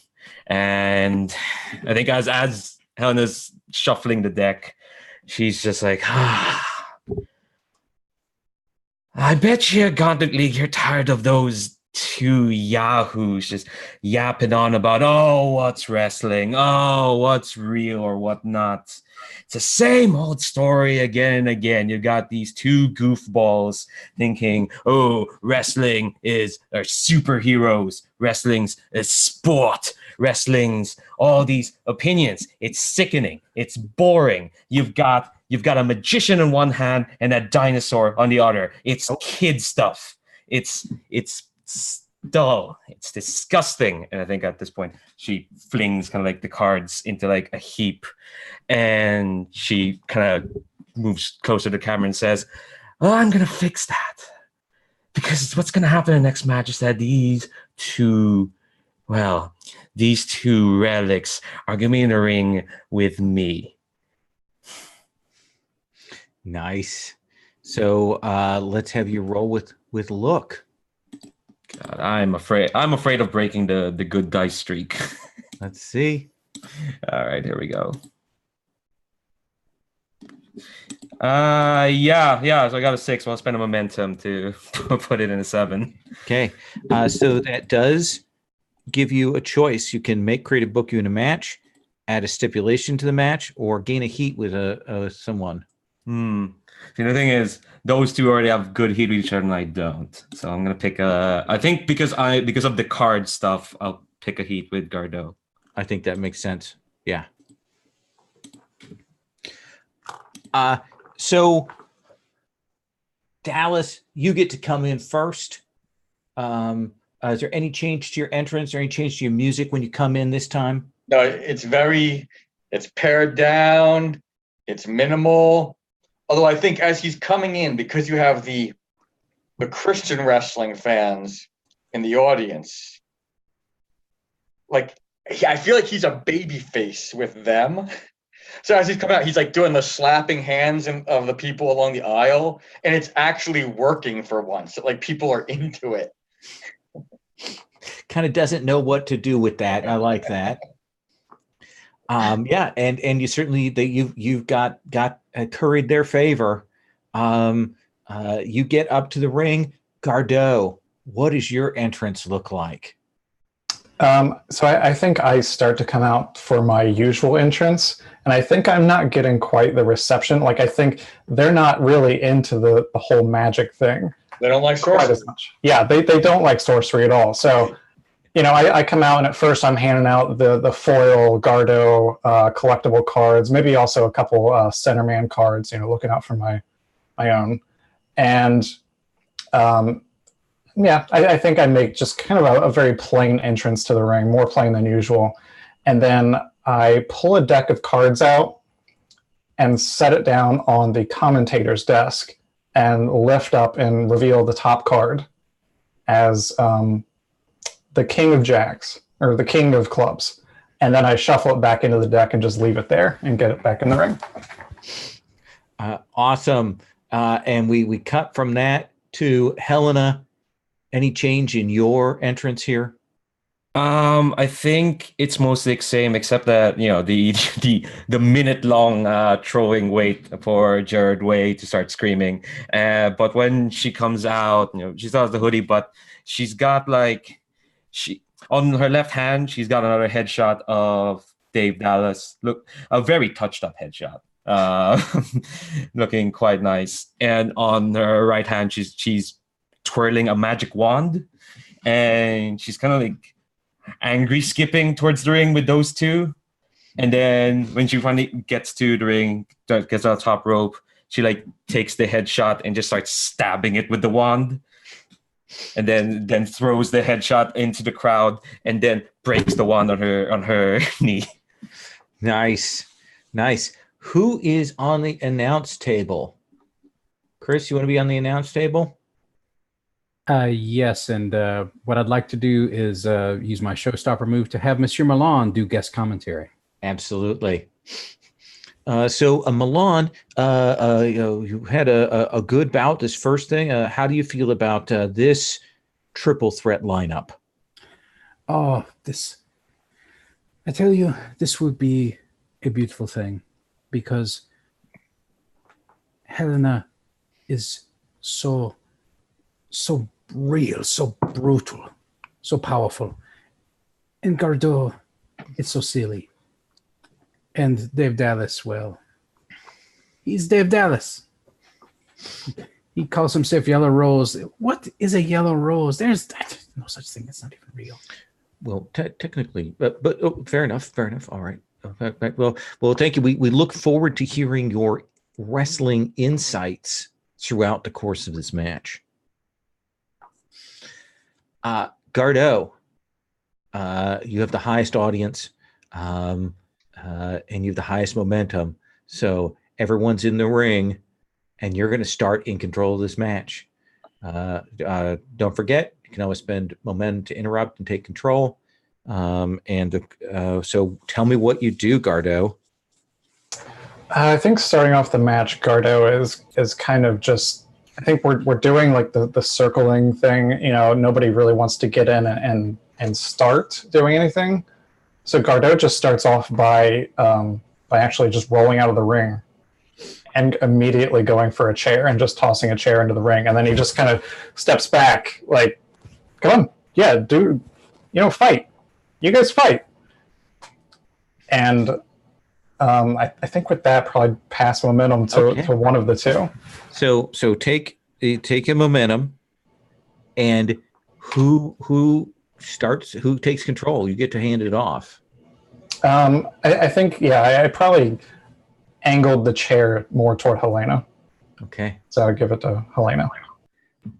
Helena. Yeah, I think what Helena's going to do is she picks up the chair with a bit of a smile, and then looks at Dave Dallas, and then tosses the chair at Dave as if to not to hit him, but so that he can catch it, and then kind of lean forward and go come on, you've got a chair, Dave Dallas. Are you going to use it? You got a chair. We're in a three-way. There's no DQ in a three-way. Come on, Dave. So are you also handing? Are you trying to work the audience? What's your intent? I think I am trying to work the audience because he's got kind of a baby face right now. So he's kind of being given a choice. Does he use the chair on this punk, this brat who the Christian audience probably like, oh, hope our daughters don't turn out like that. And she's being snotty right now, but just like, come on, Dave. You've got a chair now. I think, yeah, she's definitely. Let's have you roll with audience then.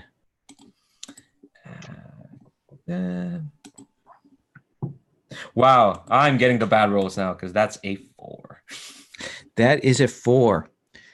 The audience are not with you. You get a momentum, but a good Christian audience. Yeah, you can't work the audience again this episode.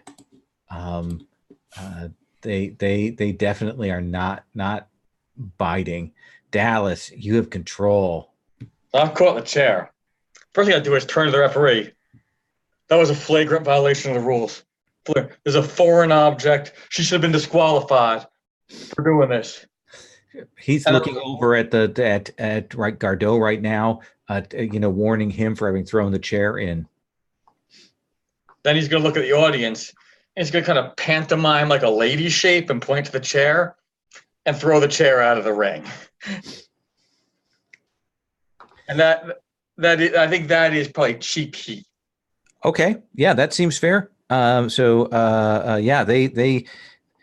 are showing the audience that you are one of them. I'll give you the momentum for that.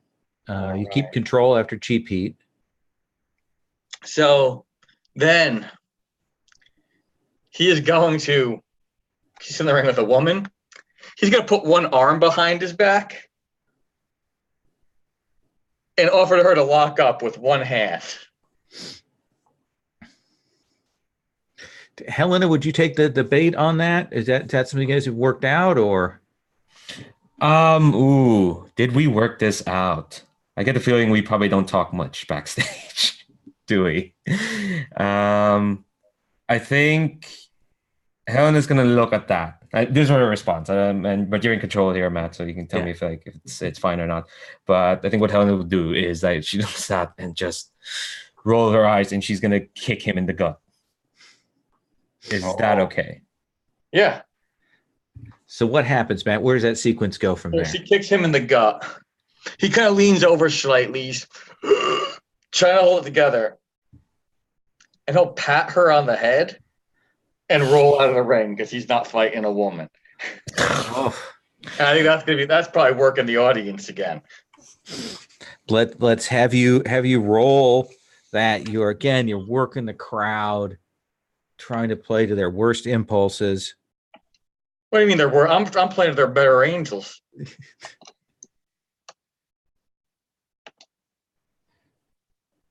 Oh, that doesn't go over well, though. What'd you get? That's a 6. What goes wrong? I think it just it looks weak. Like he's not doing a good job of disguising that it actually hurt when he got kicked in the gut. Well, hey, unless you're really attached to that, like I kind of push that over. All right. That's unless you're attached to that result. What do you think? No, it works for me if you want to do that. Give us the narration, Malin. Oh, you see, Dave Dallas, he is trying to be a gentleman, but I do not think it will work here. I do not think you cannot be a gentleman with people who are not gentlemen. It does not work. So, Dave, that'll be a 7 to 9, which means you'll get a momentum. All right. Because involuntary pass, I'm going to pass to the person who was the furthest out. So, Gardot, control passes to you. Yeah, so I think now that Dallas is outside the ring also, I think when he rolls out, I come up and just kind of ambush him from behind and end up throwing him into the guardrail. And these are probably some cheap guardrails, so I probably get some audience reaction from the first row because the guardrail probably smacks some people in the knees. Mm-hmm. And then immediately just kind of leave him outside the ring, and I roll in, and I guess I would just lock up with Helena and, actually start like a fairly, what looks like a fairly clean match. So does that sound like work? Yeah, I think work. Okay. Get up there, start working. You two are actually in the ring having the fight. So let's see you roll it. That is a 7. That is a 7. So you keep their attention. You can either pass control over to someone or and take a momentum, or keep control. I'll pass control over to Helena. Helena. All right, so I think we have a surprisingly clean wrestling match, a match that will make Dave Dallas proud. It's wrist locks and just holds, and it's and I think the momentum would shift when I think I probably have like Gardo, Helena's got Gardo in like a headlock, and Gardo pushes Helena off, and Helena's gonna bounce off the ropes and just unexpectedly perform a drop kick and kick Gardo out of the ring towards where Dave Dallas is, and I think this is I think this is something that like, oh, here's what I'm gonna do. She looks like she looks like she's about to rev up. Oh wait, no, I can't work the audience anymore. Never mind. So I think I have to rethink that. So I think so the two of them are out there, but okay, no, I think Helen's gonna play this straight. Usually, what she does is that when she looks like she's about to rev up and do a tope, jump through the middle ropes, but stop, roll out of the ring and give the audience a finger. That's what she usually does. Mm-hmm. But instead this time, I think because Dave's been really annoying, and the two of them did both of them did the whole rolling out of the ring thing. Instead, Helen's gonna play it straight, and instead she's gonna bounce off the rope, run, and jump through the ropes and do a tope on the two of them. Oh, absolutely. Very much a Lucha Underground kind of, you come through the ropes, hit into them. That sounds like work to me. Mm-hmm. Okay. What is my work? My work is, oh, dear gosh. Oh, dear. Let's see. 7 minus 1, that's a 6. I'm going to spend momentum and keep that to a 7. Okay. Do you want to hand off control of the match then? Yeah, I'll hand it over to Dave. Then you'll get that momentum back. Dave comes through, kind of hits into you. You both go back, and both Gardo and Helena are a little out of it, so you have control. All right. So what he would do then, because I think over the multiple campaigns we've played with this guy, we've established he is first and foremost a misogynist. He will whip Gardo into the ring and roll in, because now he has an opportunity to fight and pin a man. And then the usual Dallas program begins now. The very basic moves. Irish whip into the ropes. As he bounces off, he comes around, catches him in a sleeper hold. And we're working the sleeper hold really long, like a rest hold. And then as he kind of powers out of that, it twists into an abdominal stretch. And he's laying in with the abdominal stretch. As he powers out of the abdominal stretch, he gets a knee to the back. And Dave Dallas, because he's got the claws, one of his moves, he's got big hands. Those big hands clap down on the trapezius muscles, and he squeezes and squeezes and squeezes. And I think this at this point would be work. Yeah, that sounds right. This is your signature maneuvers. All right. So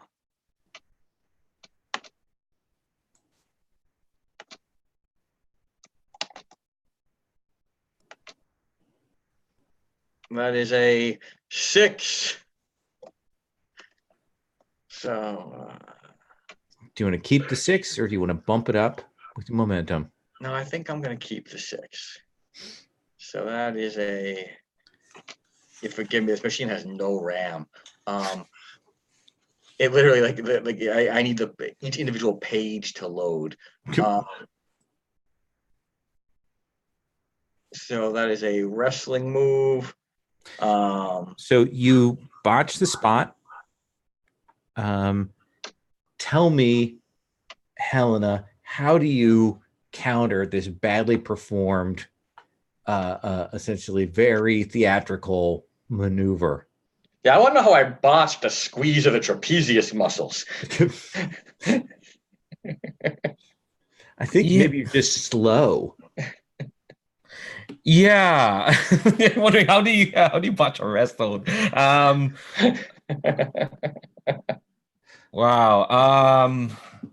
I think what it looks like is, yeah. I need a minute to conceptualize how do you make that look bad. I think, yeah, I think it was maybe one rest hold too many. So the botch is that like maybe Dave just like just let it play for too long, and it get to a point where like it was less like squeezing Helena and more like just showing himself off. So it doesn't look right. It looks like, yeah, he's just squeezing her for fun, not to like choke her out. It's becoming less about the fight and more about just doing his shtick. That's why it loses the crowd. Oh, I'm sorry. Actually, I apologize. I have to roll back on that because it's not Helena. It's I was very confused. But thank you. Sorry. I apologize for that. Someone should have caught me there. I'm going to shift the blame to other people. So it's all your fault, guys. Gardeau, how do you counter this terrible maneuver? I think it's not even on very, like, the crowd can tell that he doesn't have it on for real. And so I easily just kind of like almost like escape out of it, like almost like I'm escaping out of like a straitjacket or something. I'm performing like a magic trick. And so I just kind of like step out and back up, leaving Dave Dallas there in the same position that he was trying to get the hold on me. And you have control of the match. So what do you do? So I think I just back up out of it and immediately, start laying some kicks into Dave Dallas. And I think he probably ends up catching one. And then I do that whole spot where, I'm bouncing around on one leg and then jump up and kick him in the head. Enziguri. Yeah. Nice. Does that seem like work? Yeah, I think so. That is a 9. That is a 9. So you can hand control over and take a momentum or retain control. I'm going to hand control back over. To Helena. Helena, they're in their fighting. They've ignored you. How do you take advantage of the situation? Oh man. I think they got Enziguri. They've kind of been knocked down. I think I start getting up. Again, Helena is I think they stand up as they get in the ring, and then what they don't see in the camera just like sees Helena is somehow on the top rope. She's acting uncharacteristic, but it's more like, feck it, if Dave's gonna be the big heel, I'll just show off for the moment. So she's on the top rope and she's gonna like jump and get them on the crossbody. And it's a bit of an athletic feat there. Okay. Then let's have you roll with body. Yes, let's roll with all my bad stats. That's not too bad. That's an 8. That is an 8. So you can keep control, or actually, go ahead and say, Madeline. Yeah. Do you want me to sort of put that over a little bit? Give you a little extra on that one? Or do you want to keep the 8? I don't mind getting a 10. Sure. Okay. So give me the narration. As she comes off, Milan says, "Ha! Yes. Now you see, Helena Black is truly going to bring the fight to both of these ridiculous men. She is going to beat them so hard and so fast you will make a plain vanilla meringue. God. All right, let's have you. You get a momentum, Helena, and you still have control of the match. What do you do? So yeah, first off, when I come off that that move, I kind of like roll I roll off as they kind of collapse, and then I kind of like just stand up and get really pumped up and start kind of like head banging against one of the turnbuckles, and then I turn around as the two of them are getting back up, and yeah, I've got both of them kind of like on my crosshair, so it is going to be another like drop kick. The two of them into the corner, and they're gonna like smash against each other, and then get go back to the opposite turnbuckle, and just gonna get pumped up and just get really pumped up and just gonna run towards them and do like what's called like a cannonball maneuver. Basically, she's gonna do like a forward roll and smash against the two of them. Awesome. Let's have you go ahead and make that roll. Does that seem like body? Hold on, let me just get a momentum. Cool. Yeah, I think so. Because she's really not in her wheelhouse, but it's like she's trying to show off for the moment. Okay. Yeah, so that is God, why do you keep rolling with a -1? So that's a 6. I'm gonna spend 1 momentum to keep that to a 7. Keep control or hand control off? I think I'll hand control, so get that momentum back. 2? Back to Dave. Dave Dallas. Dave comes in, does that cannonball, kind of lands it, but you are rise above it. What do we see you do? He's going to roll out of the ring and head over to the announce table and grab the headset off of Milan and say, "That's what happens when you put a woman in the ring against a trained professional athlete. It's no contest. It's no match. She's throwing everything she got at me and she can't hurt me. But I'm not going to fight her because I'm a real man and it would be beneath me to do so." And so he's cutting a promo. I think that definitely cutting a promo.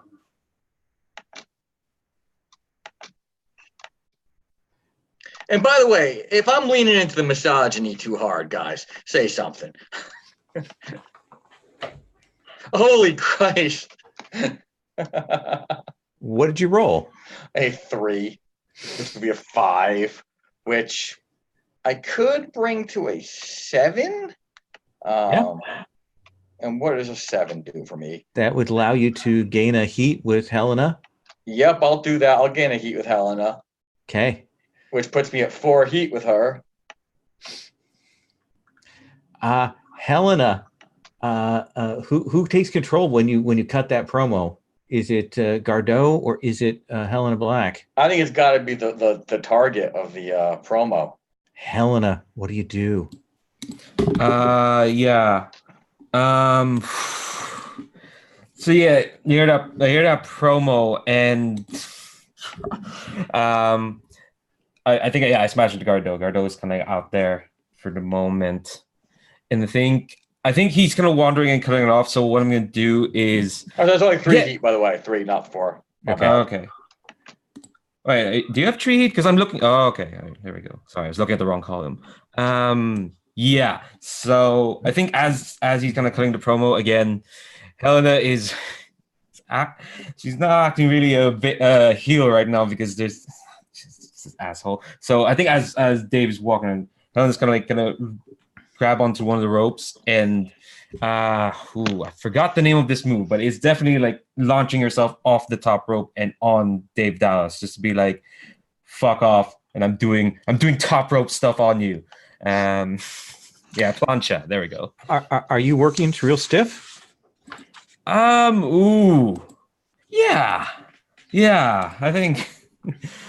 I think yeah.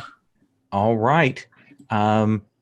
So let's have you go ahead and roll with real. Just my one decent stat, and that gets me a 7. So you get to pick one. I think I'm just gonna be selfish and gain an. Oh, hold on. Let me. Where's the? Gain an Yeah, audience. gain an audience. Yes, because I think the misogyny shtick has worked. I think, and somehow I think Helena Black is turning face. I think that's what's happening here for real. So could I do a run in here? Ooh. Okay. If so let me check and with everybody, is it okay? Because it seems like this might be a moment for the sisterhood here. My only thing is I was about to give the finish so that we could wrap this and do the big fired up then, no match. worries. That's why I checked in. I appreciate that. Because here's the thing, Helena smashes down onto Dallas outside the ring, but Gardeau, you are booked to win this match. So Gardeau, how do you do that? I think with both of them kind of somewhat out on the outside, Gardeau is still in the ring, so he gets up and jumps up to the top turnbuckle and actually hits his finisher on both of them on the outside. Ooh, demonstrating your athletic skill. Let's have you roll 2d6. That's a 9. That is a 9. Are you going to spend momentum? Yeah, I'll spend the momentum. Okay. So you pull off the prestige. You choose whether you or your opponent gains an audience. I'll go ahead and gain an audience. Okay. And comes crashing down on top of you. Dallas, Helena, you are laid out, and Gardeau is going to take the victory. All three of you, however, are going to gain an audience because you were in the ring with somebody you had 4 heat with, which will put you in the top spot, Gardeau, and bump Max and Valentina back down to their starting audience. Do I get an audience? Because I don't have 4 heat with the other either two. Oh, you're right. You didn't. I'm sorry. So no, you don't gain an audience on that one, but you're at 3 audience, which is pretty sweet. And the crowd goes nuts. They're clearing it fast. They're clearing it out of there, kind of not exactly giving you time to catch your breath here. And they are getting ready because they want to do this big event. They need to do this big cross-promotional event. It needs to be a big showcase here. And they are going to do the Gauntlet Gamble. The Gauntlet Gamble is 2 competitors starting in the ring. Another enters at staggered intervals. Wrestlers can only be eliminated by being thrown over the top rope. And I've put the name of the 5 Christian wrestlers who are available. I want to start with Valentina in the ring. Valentina, who else is in the ring with you? Oh, I think they're who's their big monster guy?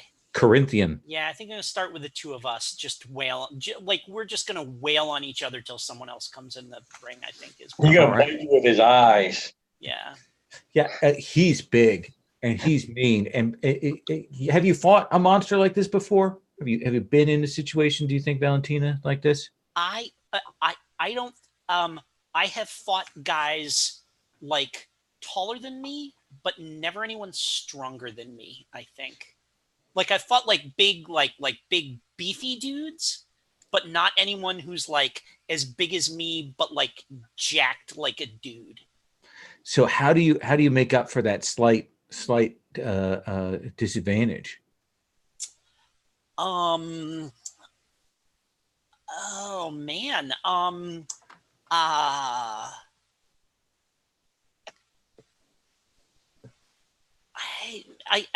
think that just I just tough it out. Okay. Let's have you roll with body then. Yeah, like we're just wailing on each other, and I mean, I think this is just a lot of like, banging on the head, body blows, all that kind of stuff. It's like just a big it looks like like an MMA match for the first whatever 2 minutes here. Yeah. All right. So plus body. Yeah. That is a 4. I'll spend 3 momentum to get it up to a 7. Okay. So it doesn't quite go as you want. He is pretty strong, but on a 7 and 9, you get to pick one. You need to work with someone else to throw an opponent over, or you retain control and pick the next entrant, which I think there's no one else unless you think there's somebody at the outside. No, I'll retain control and have Gardeau come in. Okay, Gardeau, you come running in. We've got these 2 brutes, one in 40K armor, the other in this Roman outfit as you come in. But it is our battle sister who has control of this. So what happens next? He comes in and, we kind of like stagger away from each other. Both of us kind of looking, like we're seeing stars or something like that. I think Gardeau comes in and comes up to me and kind of taps his wand in my direction and flowers come out of the end of it. And I look at him confused, but then I take the flowers and smell them. And I seem like I'm rejuvenated by smelling the flowers. And he walks over to the Corinthian and holds his wand out in exactly the same way. And glitter just sprays out of the end of it into the Corinthian's face, who then, starts clutching at his eyes and everything and reeling around. And Gardeau just kind of as he's reeling around, clutching his eyes, Gardeau just sticks out a foot and trips him into the rope. And then I'm just going to grab him by the feet and try and flip him up and out of the ring. Okay. Then let's have you roll with body.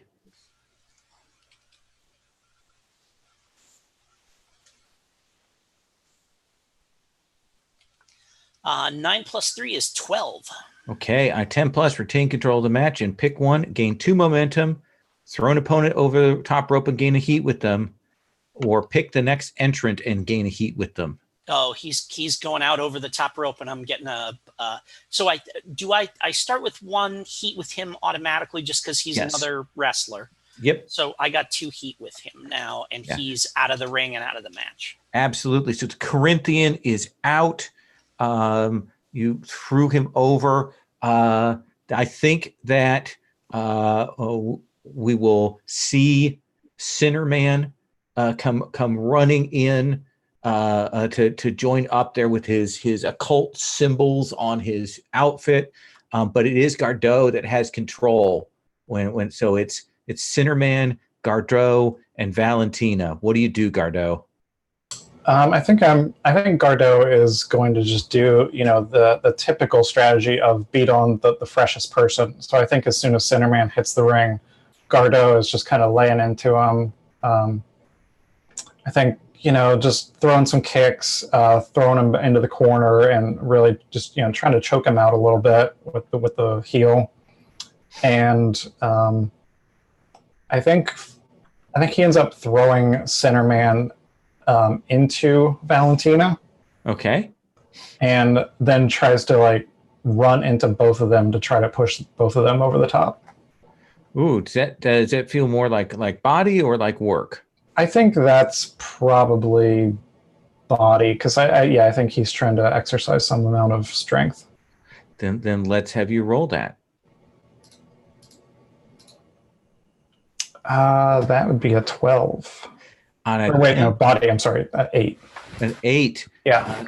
So pick one. You need to work with someone else to throw an opponent over the top rope, and they take control, or you retain control of the match and add the next entrant? I think I would need to work with Valentina to throw Centerman out. So Okay. I think it turns into me trying to push both of them out, and then very quickly that becomes an impossible task. And so it's just me and Valentina trying to throw Centerman out. Okay, and you fling Cinderman out over the side, and you have control of the match then, Valentina. So we've gotten him over the side, and like I think there's that moment where like both of us look around the ring for a third opponent, and then we realize there isn't one, and like I reach out to grab him, he ducks out of the way. I come after him, and he's running away. I grab him like by the sleeve of his like magician's coat, and the sleeve just tears away, and I'm left there holding the sleeve. And he spins around and hits me in the face a couple of times. And I toss the sleeve to the side. And that third punch he throws, I just grab him by the arm and just bodily fling him into the turnbuckle. He slams back into the turnbuckle, and I walk and I just kind of stalk over, and I do that thing where I get him like here, and I'm just like lifting him bodily. Of course he's like kicking and everything. I'm not actually choking him. We've worked this out. He's got, he's supporting his weight on the hand that's there. It's just under his chin, and I'm bodily lifting him up to just toss him one hand backwards out over the turnbuckle. Let's have you make that roll. What should I roll with here? Body or? I would say body or heat, depending on how you work this. I think I said we worked it together. So, I don't even have him down. Does that mean I have no heat with you? That's right. Yeah, he's a face like me. Yep. So we don't actually have any heat. All right. That's cool. Like I'm not actually I'm using my strength is to lift him up and not to actually try and hurl him out. So let's see what we got here. That's a 10 on the dice. Okay. You will retain control of the match.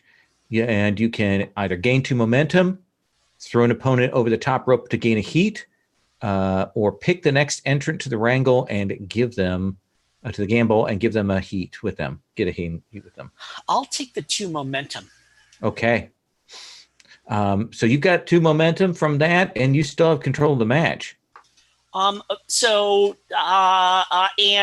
I think just in his flailing, a boot goes into my face, which causes me to, release him and stagger back. And he actually like sits on the top turnbuckle for a second and does a thing where like he lists all the way back, like flat, but then like pulls himself back in and hops down into the ring. And as I'm still got in the face like this, he comes in and like whips around the side, like kicks me in the knees a couple of times, like comes in and kicked on the side to the knee, bringing me down onto my knees. And can I just turn control of the match over like I would in a regular match? Absolutely. And I think I'll do that. As you do that, Gardeau, you're going to have control. And I think we will see, as you're doing that, we see Crossbearer. He's got big painted cross, like almost like a skeleton on his front and back. And he's got like a kind of a painted cross there. And he comes running up into the ring to try and break this up. He is there, wants to help out, wants to take the weight for you. So what do you do, Gardeau? It's you, Crossbearer, and Valentina. Yeah, so I think Crossbearer comes in, and I kind of just point at at Valentina, like, okay, yeah, we have to go after the monster. We have to go, get her. And I just kind of let him start laying into Valentina while I sort of just throw a kick in, like a very lazy kick in there every few hits, until I think Valentina ends up actually getting, to her feet and getting some wherewithal about her. And then I sort of just make a gesture to Valentina, and I get down on my hands and knees behind Crossbear, and Valentina just shoves him. And then so he falls over top of me and right onto his back. Let's have you roll work.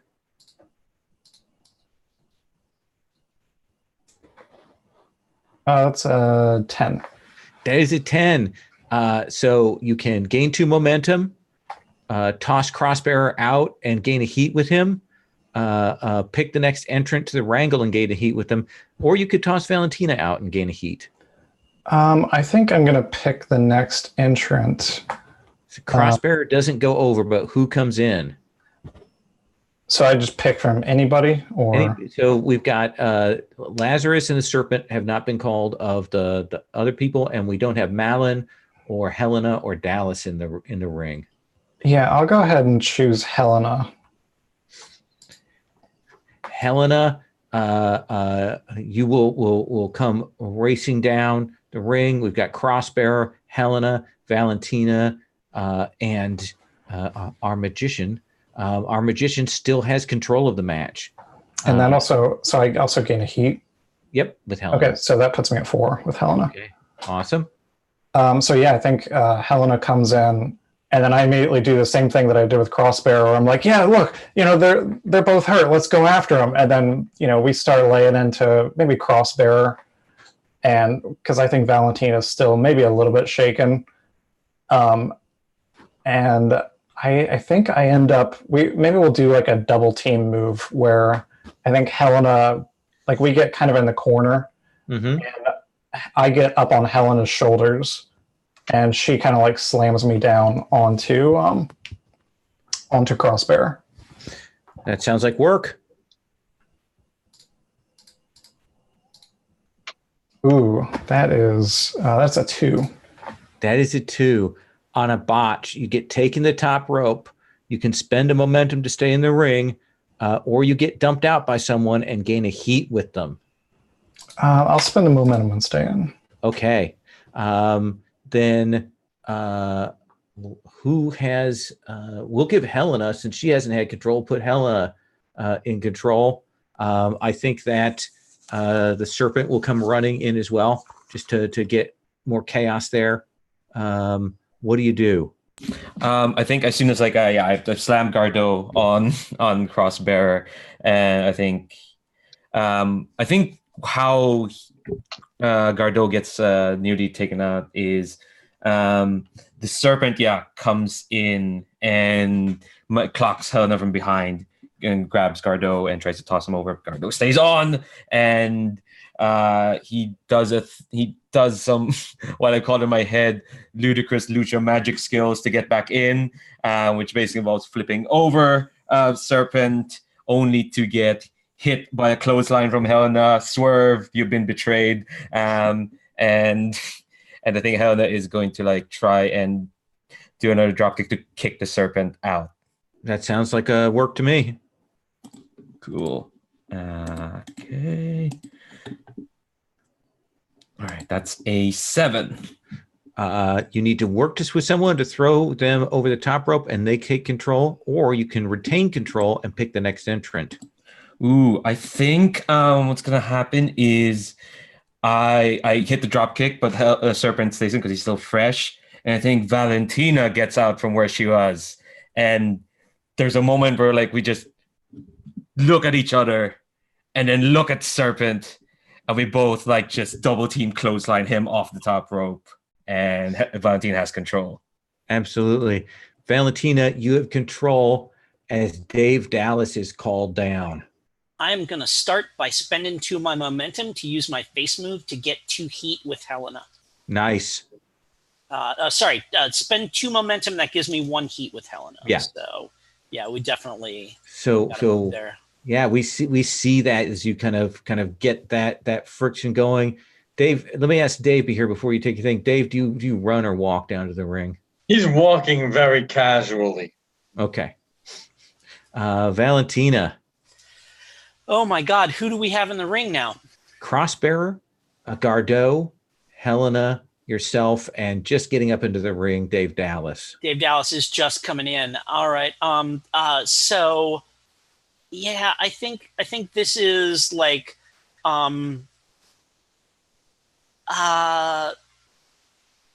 like the second Dallas is in the ring, I think Helena's just going to go after him, and the two of them are basically just going to have a brawl. She's just wailing on him if he's, and he's whatever, trying to like I'm not going to hit a girl kind of thing, like trying to like deflect her. What? No, so yeah, you got exactly right. Yes, okay, yeah, girl, sure, okay, yes, yeah, like, no, come on, no, I'm not going to do this, and trying to just knock her blows aside and stuff like this, and so they'll have their little kind of like private spat that they've got going on for a second there, I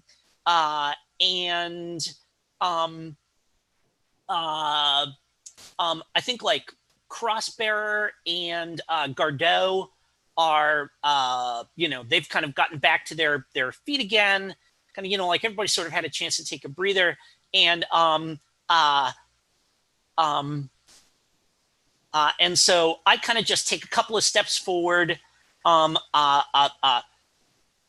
Crossbearer steps in,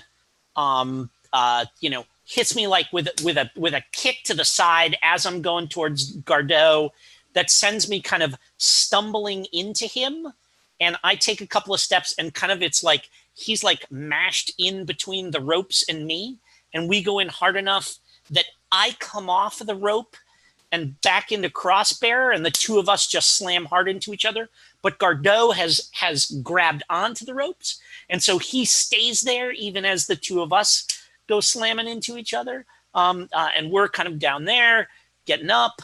And I think this is kind of where Gardeau steps in there, and he kind of rubs his chin like he's thinking about who he should make common cause with, and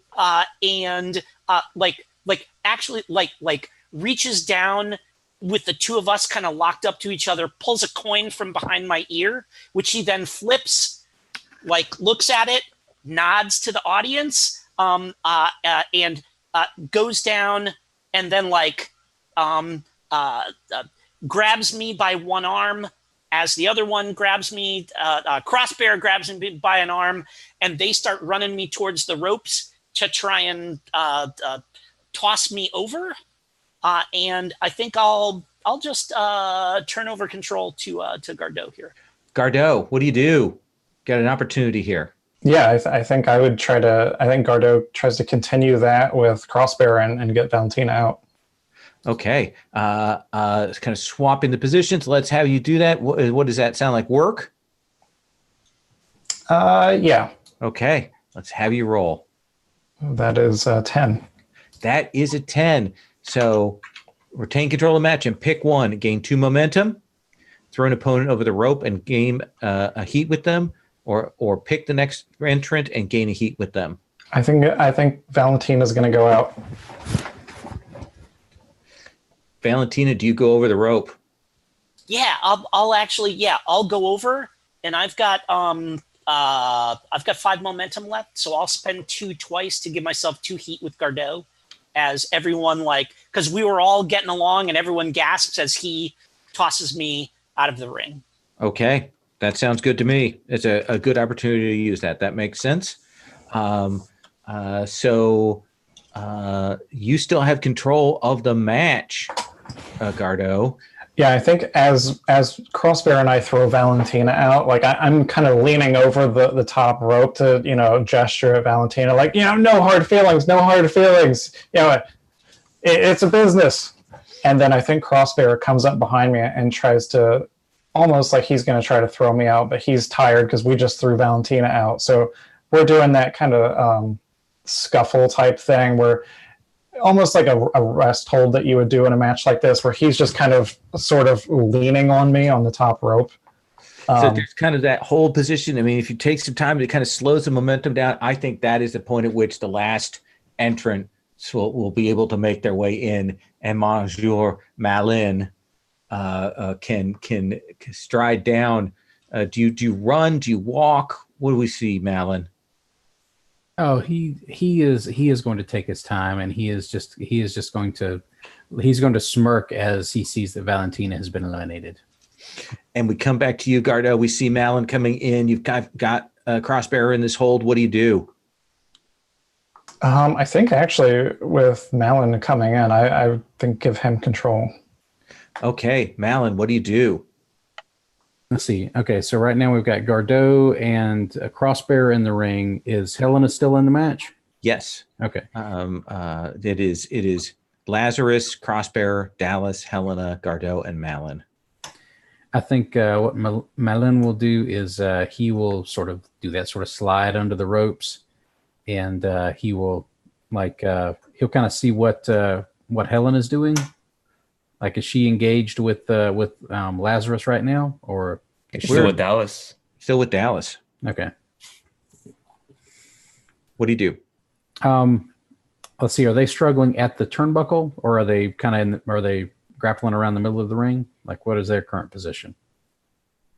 I don't know about you, Matt, but I think Dave is doing a good job of not fighting and frustrating Helena from giving her by not giving her a fight. Does that sound right? Yeah, the most he would be doing would be like kind of defensive holds, like he might be wrapping an arm up, he might be doing things like that, but he's not even like going so far as to like do any kind of joint manipulation or submission stuff. It's all completely defensive. And I think what I'd like to do is try and basically sort of, as they're engaged, sort of creep up on them and try to basically just like do a quick like running double drop kick to get both of them out. Like, that sounds good to me. And see how that goes. I'm thinking that's probably work, as bad as that is for me.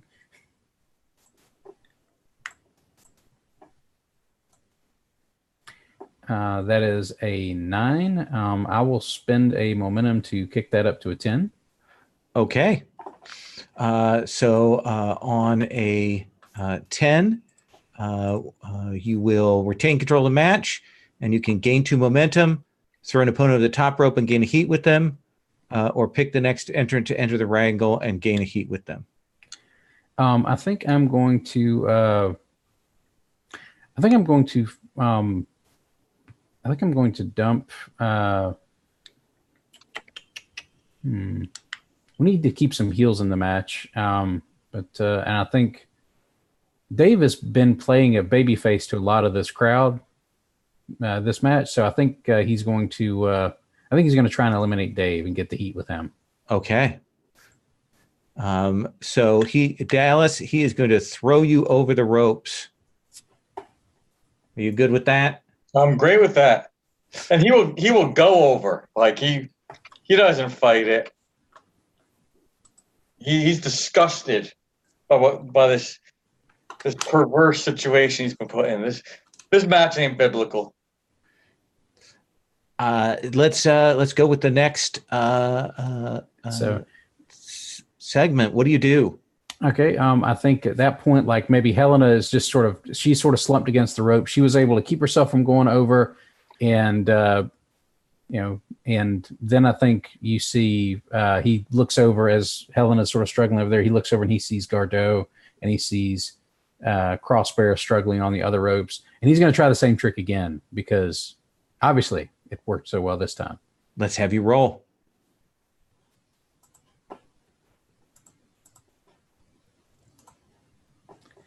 And that is a 8 on the dice. -1 gives me a 7. Okay. You need to work with someone to throw them over tight rope and they take control, or you retain control and pick the next entrant. There are no more entrants. I think I'm going to cooperate with Gardeau. I think Gardeau sees me coming because his back was up against the rope. So he sees me running forward with that drop kick. And what he does is he immediately just kicks his own feet out from under him and drops. And that leaves That leaves Crossbear wide open for that kick to the back that sends him over the top rope. There are only 4 people in the ring now, 4 corners. Helena, Gardeau, Malin, Lazarus, Lashley. And I passed it over to, I guess I'll pass it over to Helena at this point. Helena, you are booked to win this. Huh. So, Lovely. tell me what you want to do. How do you work with Gardeau and Malin to get them out, to give you, Lazarus will be a casualty in this, but how do you work with them? Yeah. I think what's gonna look like is, we're at 4 corners and we're all kind of looking at each other expectantly. But then I think there's 3 Gauntlet League folk here.